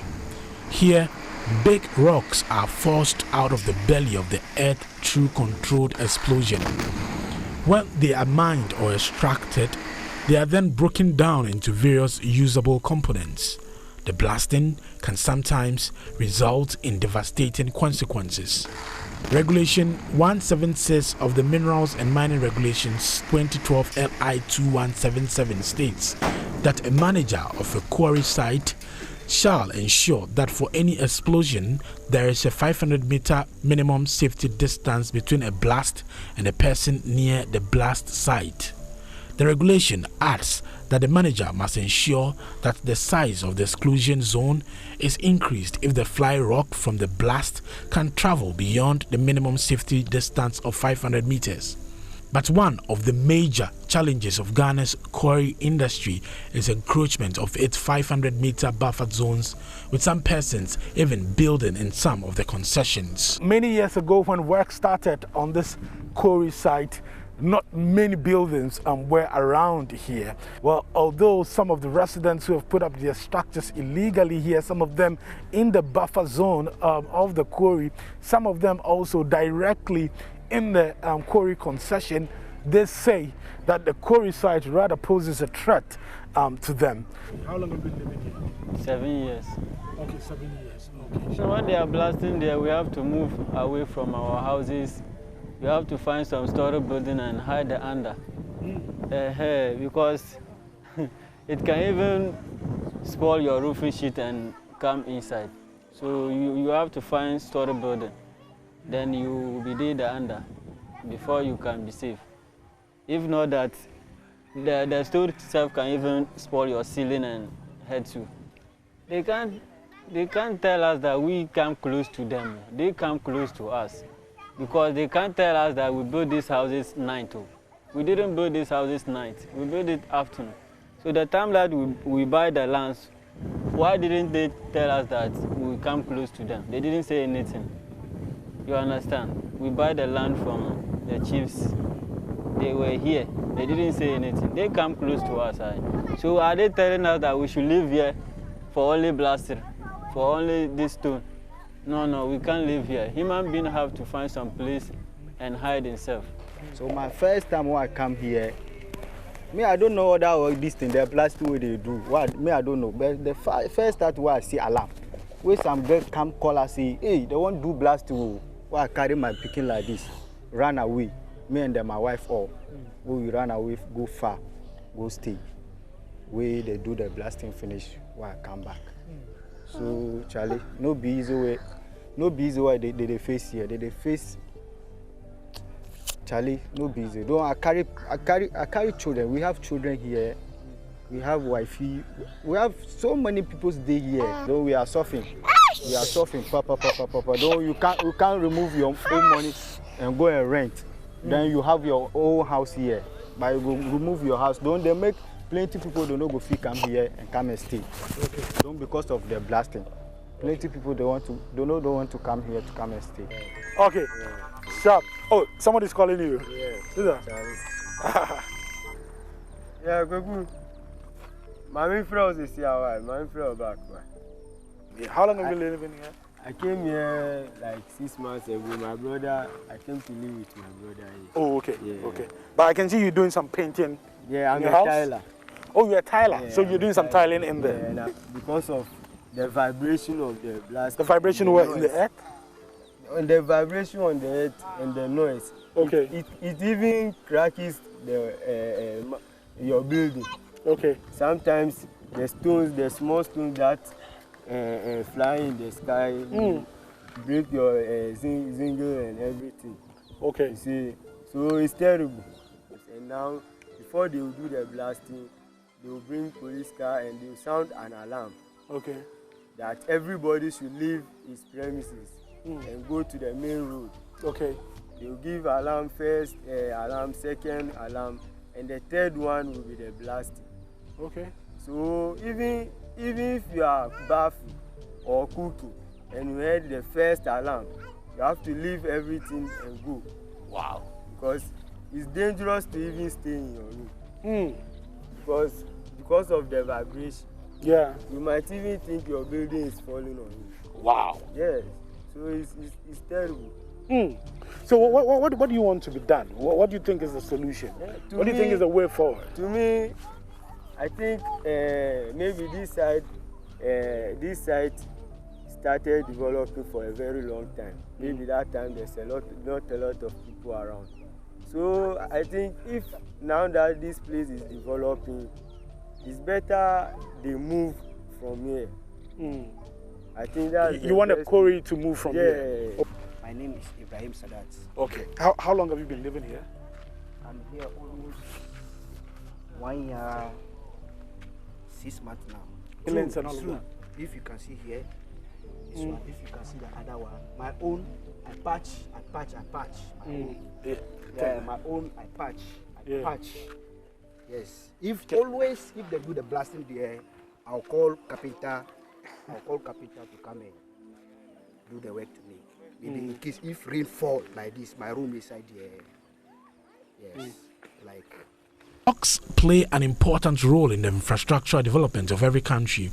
It is the raw material used for the construction of roads, bridges, drainage systems, airports, hospitals, harbors, and many more. Rocks suitable for construction are however limited. Where they are available, they may also not be always accessible or viable to mine. Some places in Ghana do not have them at all, and some countries have to spend resources importing them for various construction. The quarry industry makes these rocks and its other derivatives available, but it continues to face existential threat from the urban sprawl and the scramble for land for residential purposes. Today we are here to understand the operations of the quarries and also get a sense and understanding of how these people have encroached into the buffer zone, some of them putting their structures right up in the concessions. And we are lucky we have here with us the chairman of the Commercial Quarry Operators. Without quarry aggregates, you will have difficulties in even getting shelter. Then when you come to the development of a country, where the infrastructure is the most important thing. Without quarry aggregates, you can't do most of the things. Wow. I just refer to Pokuase interchange. Isn't it beautiful? Very beautiful. Without quarry products, you can't do it. Wow. And so from just what I'm telling you, you can see that without quarry aggregates, any nation will be found wanting if you want to develop economically. Some quarries have had to shut down? A lot of them. Wow. As a matter of fact, I sometimes say that the aim of the encroachers is to shut down the quarry. So it means if you look at what is happening, if you were to talk to them, which I think you will, then the next thing they will tell you is that the quarry should shut down. Wow. But if you look at most of the cases, the quarries were there long before the first settlers came.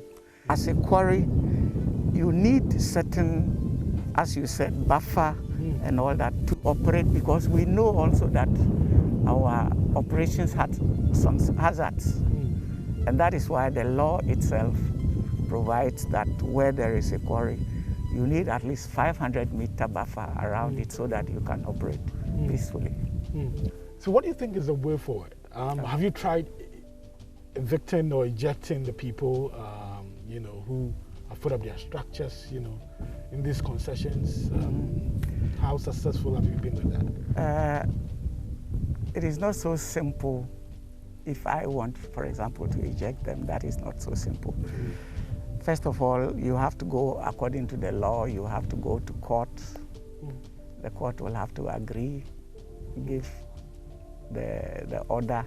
Then the assembly has to carry that out, and so on. What we are also currently doing, and we are talking to the ministry, because once it's a national issue, you need the government, you need the central government, then you need the assemblies, so that we see the laws are there. If we can show you the law which says that every quarry must have that 500-meter buffer around it. the question is, why is it not being implemented? He believes some of the solutions to the problem are strict enforcement of laws and regulations, creation of a mining zone by town and country planning that includes a buffer of 500 meters around all quarry concessions and granite reserves. The conversation will continue with Charles Mensah Onuma. He's the Director for Administration here at the Regime Manual Concrete Products Limited. They are the operators of this quarry here at Joma, close to Ablekuma. Sir, you're welcome to JoyNews. Thank you. Great. This quarry started operation in the later part of 1986. Okay. By the former construction pioneers, and the quarry was operated to enable them to have the inputs for the road construction in the Greater Accra. Oh, okay. The major one being the Kaneshi Malam Road project. Oh, okay. And Obechebi Lamte Circle to Kolebu. Yeah. That is Ring Road West Extension project. Okay. Accra City Roads. During 1990, the NAM conference, we were asked to construct some roads. Yeah. So we're using all the raw materials from this side. In a situation where it gets dire, what do you think is going to happen? Do we have to import all of these concrete products from elsewhere, or what? Really, the only solution is to import the concrete product or the quarry aggregate from other sides, going to the west, that is from Budumburum to Winneba, Shire Hills, or in Sawum. Okay. And the extra cost, which I don't have an idea, will increase, if I'm not mistakenly, to increase by about 20-25%. Okay. Because of haulage. Okay. Because the distance from where you'll be getting the aggregate to the project side, and from our quarry here to the project side, will give a difference of over 20 kilometers. So it means there will be extra cost. Number two, without us operating here, if the quarry is shut down, government is going to lose. Okay. Because we pay taxes, we pay royalties, withholding tax. In addition, we employ over 250 permanent staff and over 2,000 temporary staff. It means they will all lose their job.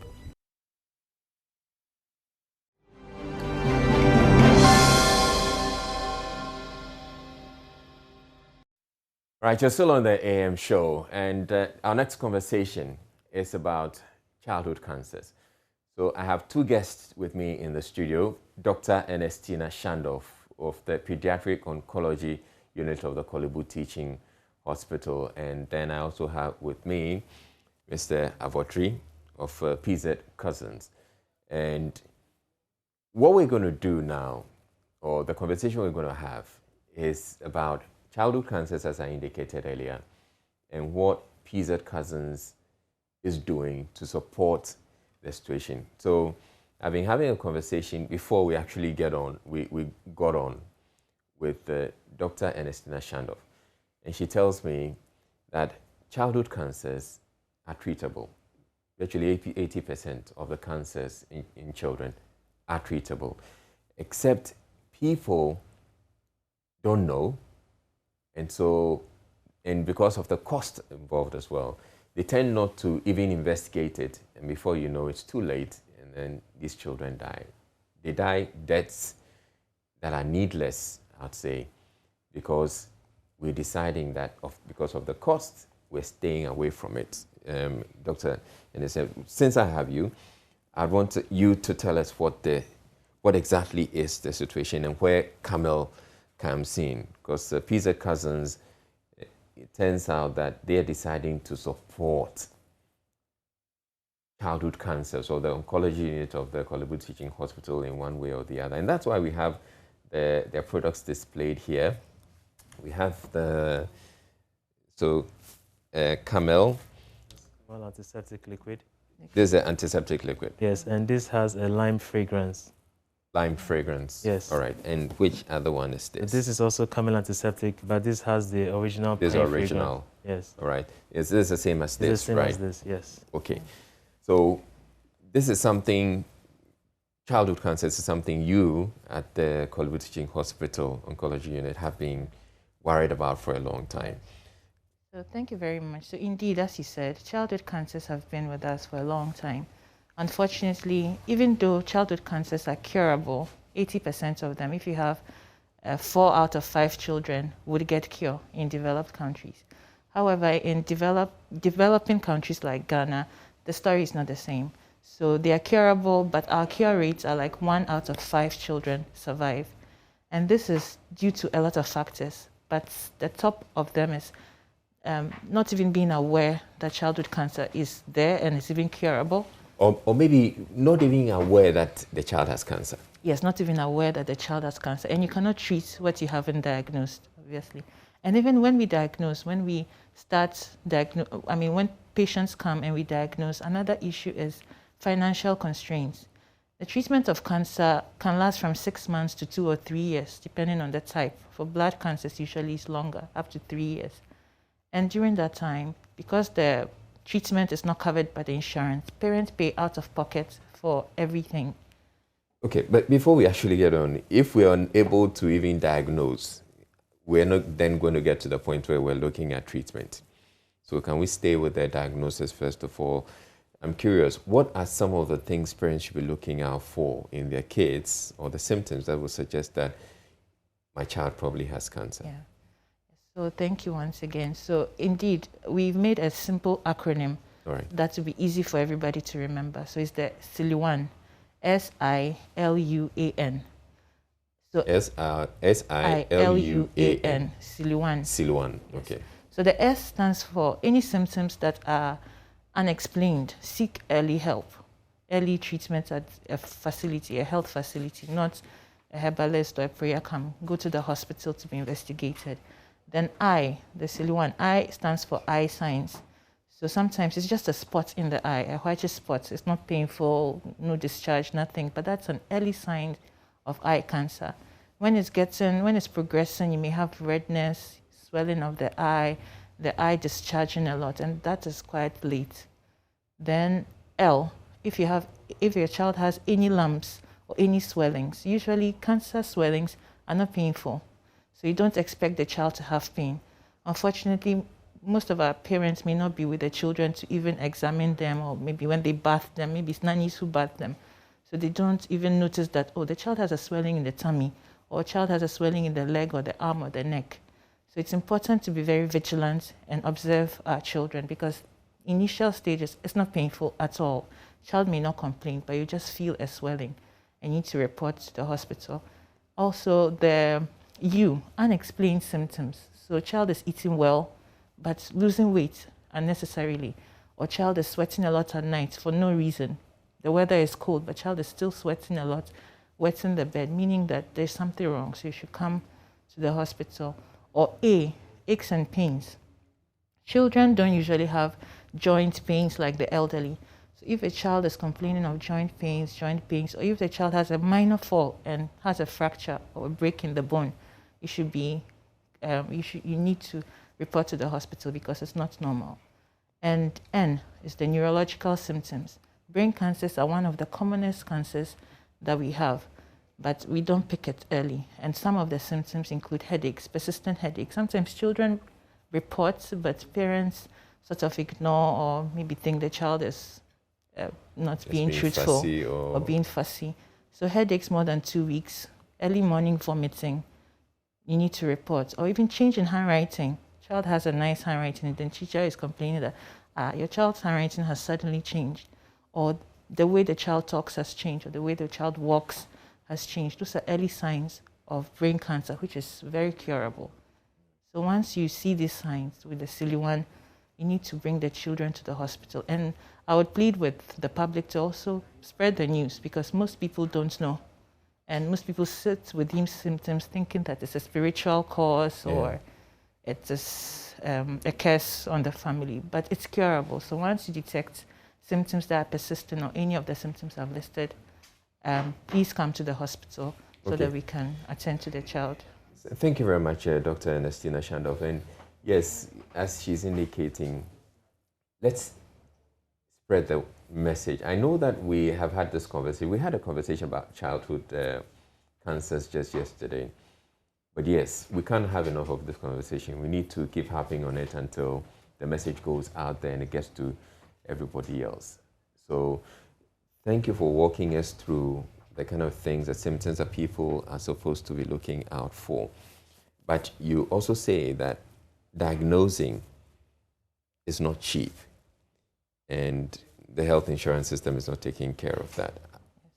So people who get to the hospitals having complained or seen these symptoms and wanting to find out, they get to the hospital and then they're told what? It's going to cost, what, between 3,000, 5,000? So between 3,000 to just investigate. So a lot of times we do a lot of advocacy, and as Camille has come on board, due to one of our advocacy programs, they just jumped at the idea to support. Okay, so to get this diagnosis, that is where Camille comes in. After making a lot of noise about it, Camille says, okay, we're going to help you. Support with, yes. So, Mr. Avotri, how is Camille helping? I like the fact that Camille has agreed or has jumped on board this and is supporting. So how are you supporting? So actually, this year is our second year where we're running this campaign. And the way we're supporting is that we're looking at raising awareness first about childhood cancers. And that's why we actually partner with the GMA and the hospital, Curable Teaching Hospital, as well as Confanoche Teaching Hospital. These are the main childhood cancer treatment centers, so that they can actually raise awareness of childhood cancer, as well as help in the diagnosis and treatment of childhood cancer. And Camel as a brand, what we did last year was that we raised an amount of 250,000 cedis, which was donated to the Curable Teaching Hospital for the diagnosis and treatment of childhood cancer. With also an amount also set aside for the renovation of the oncology unit as well. And this year we have that target as well to also raise an amount of 250,000 cedis. And this will go into awareness creation, to diagnosis and also treatment of childhood cancers. And for this year, one of the key things we are doing is that we are opening it up to a lot more people, whereby anyone within Ghana who has a need for diagnosis or treatment of childhood cancer, you can apply for funding. And we as a company, we're going to look into your application and vet it as well, and then reach out together to your doctors and also provide that funding for you. So it's not the case that people who come to the oncology unit, pediatric oncology unit at the Curable Teaching Hospital, who are unable to pay for diagnosis, you would tap into the fund? Yes, please. So what we've done, I think we had like 20 children who have so far benefited from their initiative last year. One little girl had cancer of the bone, and by their help, very soon she'll get a prosthetic leg and she'll be able to walk again. Okay, so you said last year you made available 250,000 cedis. So I want to understand how this disbursement happened. Is it that you gave all to the oncology unit so that anybody who comes there, they are taken care of? Or, as you're saying again, you have to apply? So last year we did that by donating the whole amount to the oncology unit at Curable. But this year, because we had a lot of requests from other areas of Ghana, we decided to open it a little bit more, so that anyone, anywhere can apply for this. Does it mean the oncology unit, pediatric oncology unit is not going to get anything this year? No, they are going to get something. We are still partnering with them, but it's just that we want to touch more lives this year with our initiative. Okay. Yes. Okay, so I look at the labeling. Yes. And I see Camel, because we care. And then it says 10 grams of each bottle will be... Okay, so please read that to me. So the labeling I have says... to take my glasses. I don't want to take my glasses for photo to see. The labeling says your 10p matters. Okay. Camel, because we care. 10p of each bottle will be donated to fight childhood cancer. So what we are saying is that for any time you purchase a bottle of Camel antiseptic during this period. The campaign is going to be running from September this year to January next year.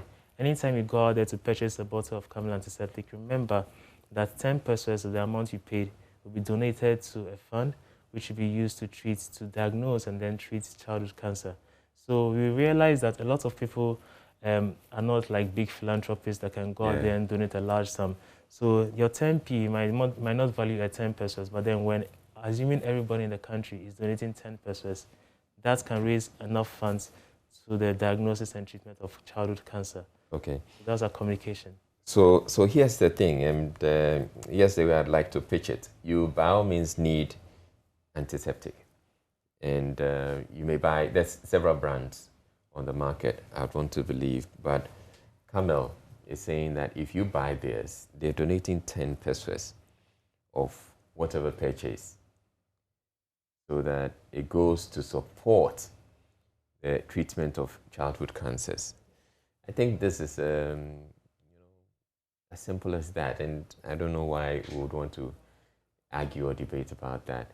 So I'd encourage you, you're buying a product that you need, but in buying the product that you need, you're also helping to save the situation as far as childhood cancer is concerned. I think it's as simple as that. Yeah.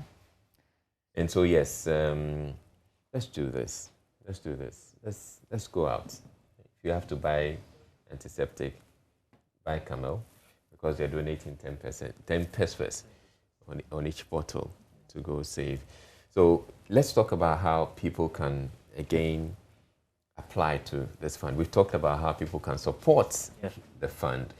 And thank you PZ Cousins for doing something like this. So how can people apply? Let's go through the application process. Thank you, Joe. So if you want to apply for funding, what you have to do is to log on to our website, www.carex.com.gh/becausewecare. So when you go on that page, you'll find a form. I want you to run through that. Yes. Take your time. Don't rush us through it.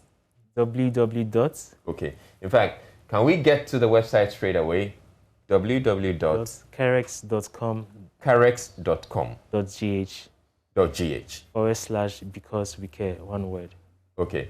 If we can pull that up right now, so that before we go, we get to see that website. So www.carex.com.gh/because-we-care. Okay, Yes. so you log on to the website and then what? Yes, and then there's a form there where you can fill. And then when you fill that form, we'll get the form in-house at our back office. And we're actually going to vet your application. So what we've done is that we set up a vetting committee which comprises of people from different areas. We have people from PZ, we have people from Confanoche, we have others from Curable as well. And this year we're also partnering with the GMA and the Lions Club of Ghana. All right. Yes, they also do quite a lot of advocacy for childhood cancer. Yeah, they were in the studio yesterday. Yes, yes. Actually, September is Childhood Cancer Awareness Month worldwide. So they're doing quite a lot of work out there. So we're partnering with them this year. So we'll actually look at your applications, and then when it passes through the vetting, then we're actually going to provide that. And we also know that because childhood cancer is quite prevalent in places where a lot of people do not know how to use the computer, what we're asking is that if your child is undergoing maybe treatment and you need help, you can talk to your doctor. And because we have this partnership with the treatment centers in Ghana, your doctor is actually going to refer you to us that my patient needs funding. Right. So that's another good initiative we're running this year. Okay. Thank you very much. Okay, we've been trying to get to the website. We've been unsuccessful, I'm told. Okay. But yes, Dr. Ernestina Shandorf, before we go, I'd want you to, once again, go through quickly the SIL one, so that people out there will get to know what to look out for again. One, that is SILUAN. So S stands for symptoms that, any symptoms that you present with, seek early help as much as possible. Then I, those are the eye signs. So whitish spots in the eye, redness of the eye, or swelling of the eye coming out of the socket. Those are signs of that the child may have eye cancer. Then L, any swellings or lumps in any part of the body. Could be the head, the neck, the arms, or the stomach. Okay, the stomach usually is difficult to pick because it's not painful. Right. So any swelling on your child's body, not painful or painful, please seek help. Then A, any aches and pains, child complaining of bone pain, joint pains, unexplained bone fractures, seek help.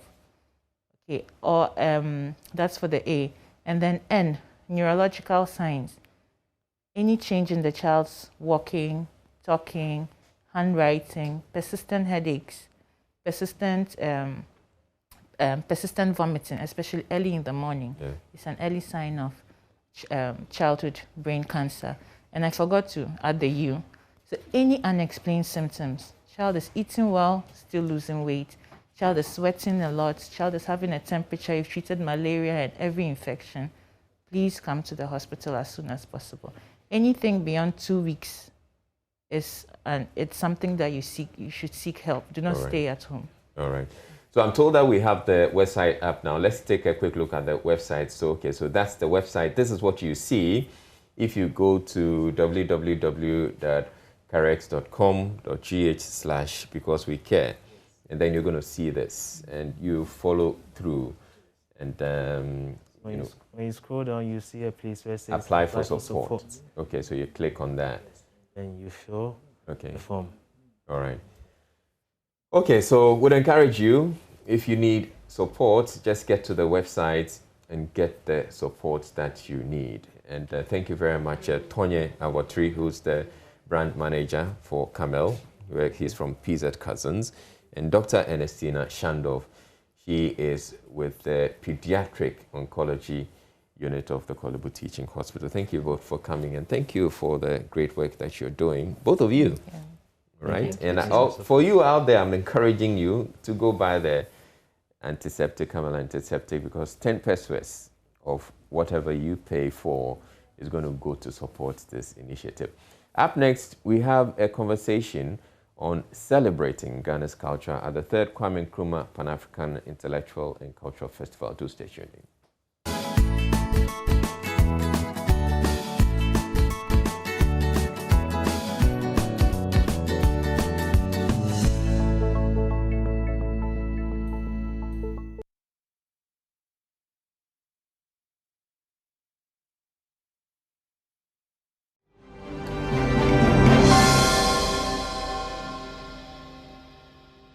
And joining me in the studio is Professor Amina Mama, the Kwame Nkrumah Chair at the Institute of African Studies at the University of Ghana. She's the curator of the Kwame Nkrumah Festival. I also have Hasiatu Abubakari, who's a member of the Programs Committee, and we'll be having this conversation. So thank you very much, Prof, for making time. So what is the purpose of the Kwame Nkrumah Festival? This has been running for, what, This is a third year. Yes, this is the third, but we're sitting at a unique moment in terms of the challenges of the last couple of years. If you think about what to do with COVID. We've been through COVID, we've been locked down, we've been unable to run our classes. So this particular festival is coming at a time that is both uniquely challenging and also a time of great revelations. If we look at what's happened with the pandemic, if we look at vaccine apartheid, if we look at the worsening economic condition of our people all over the continent, and if we look at the challenges that our most creative young people are facing, and the situation of a massive youth population facing high unemployment, we need to address, not just to celebrate, we do want to do that, and party in a way, and lift ourselves up out of this malaise, but also to address real problems, like the unemployment of youth. That's why we chose cultural economy. So it's called the Kwame Nkrumah Festival. What does Kwame Nkrumah have to do with it? Well, he was a hugely inspirational and visionary leader, and Professor Kofi Anyedoho, who founded it by doing the first festival, actually he got the idea from Tanzania, where they have a Nyerere festival, where he was a guest, and saw what a great idea it was to take the opportunity to lift up the best aspects of African cultural and political discourse. And there's nothing like a festival for bringing out people across classes, across ethnicities, across nations. And in our case, it's Pan-African, across the Atlantic. And Nkrumah's vision, as you know, was Pan-African. And in fact, when he was in power here, he brought a lot of great diasporans down. Du Bois, W.E.B. Du Bois, came down at the age of 93 with his wife. His wife, Shirley Graham Du Bois, founded Ghana Television. So, you know, you've had a lot of, the Nkrumahism is associated with that wide understanding of Africa as a global phenomenon. And nowadays we have these new diasporas, several generations and a new generation of young people who go there and study. So the diaspora now includes a lot of our own children. So we have to revisit the meaning of diaspora. Right. It has that long history, but it also has a new history.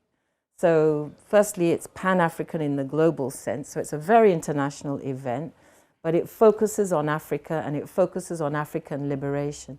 And boy, if we needed liberation then, in the 1940s and 50s, we certainly need it now. I'm sure you will agree. Yeah, I do agree with things you. are not good.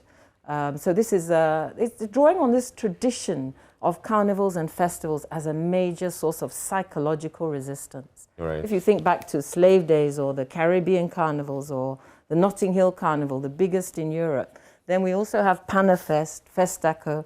So we have our own tradition of uniting to inspire ourselves, to share the best and most energetic and forward-looking aspects of our culture. So what has been the impact of the previous Kwame Nkrumah festivals and how different, or what are we anticipating this year? They're very different. First of all, they were live. Secondly, the first and second were more local. They were much smaller. Festivals are not generally funded a lot, so it's all about the public coming together to make it work. This one also relies on goodwill, but because of COVID, when I came here, I arrived in January, and the director, Professor Georgie Tsikata, the director of the IA, said, would you do a festival? I said, festival?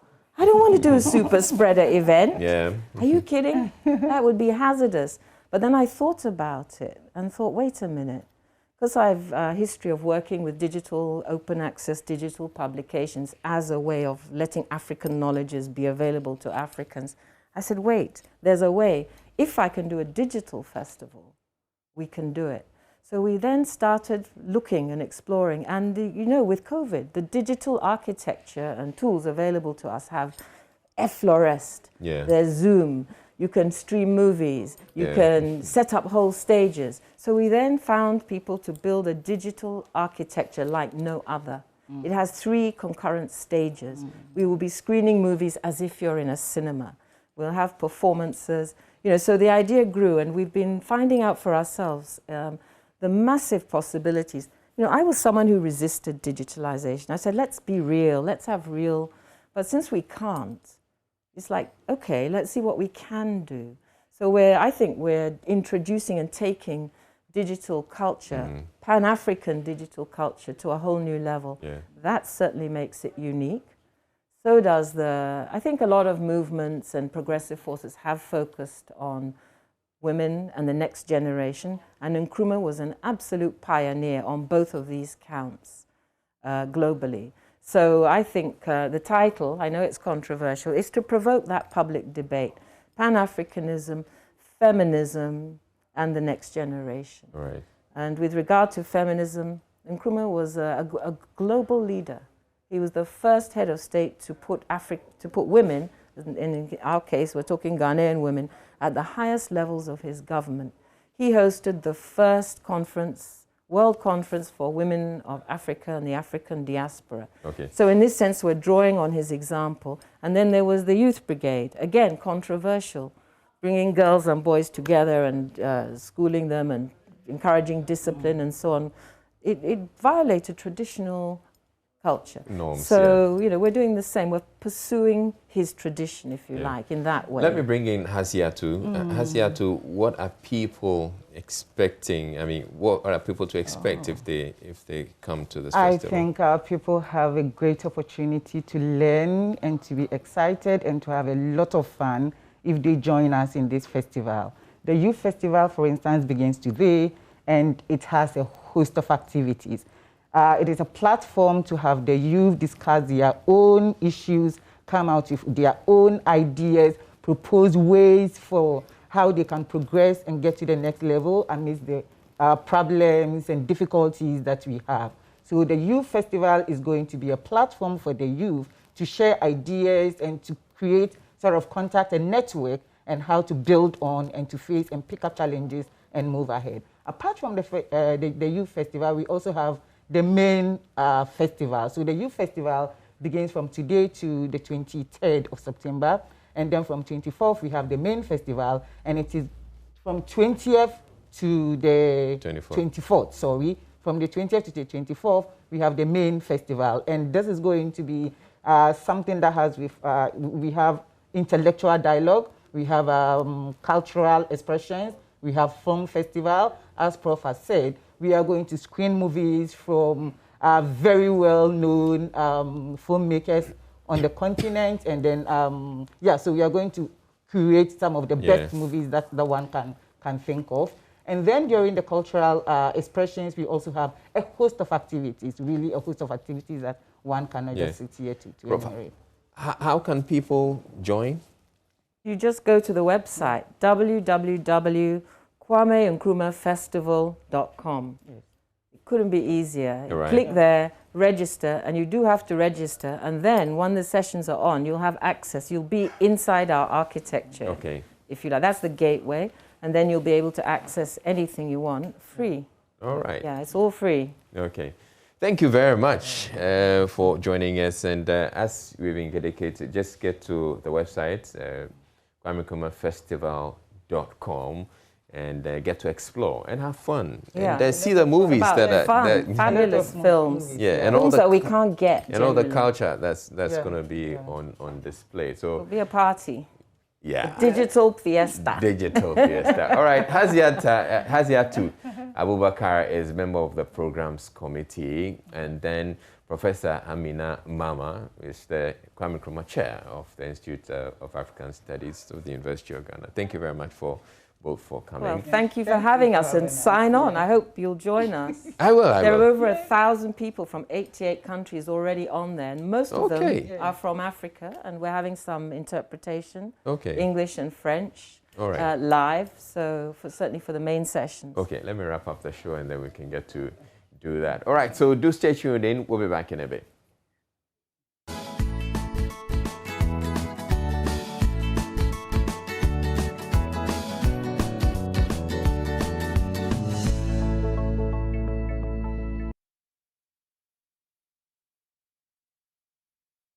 All right, so that'll be it for the AM show for today. I'm Israel Lai, and I've been doing this with Enimado. Tomorrow we'll be back again with another edition of the AM show.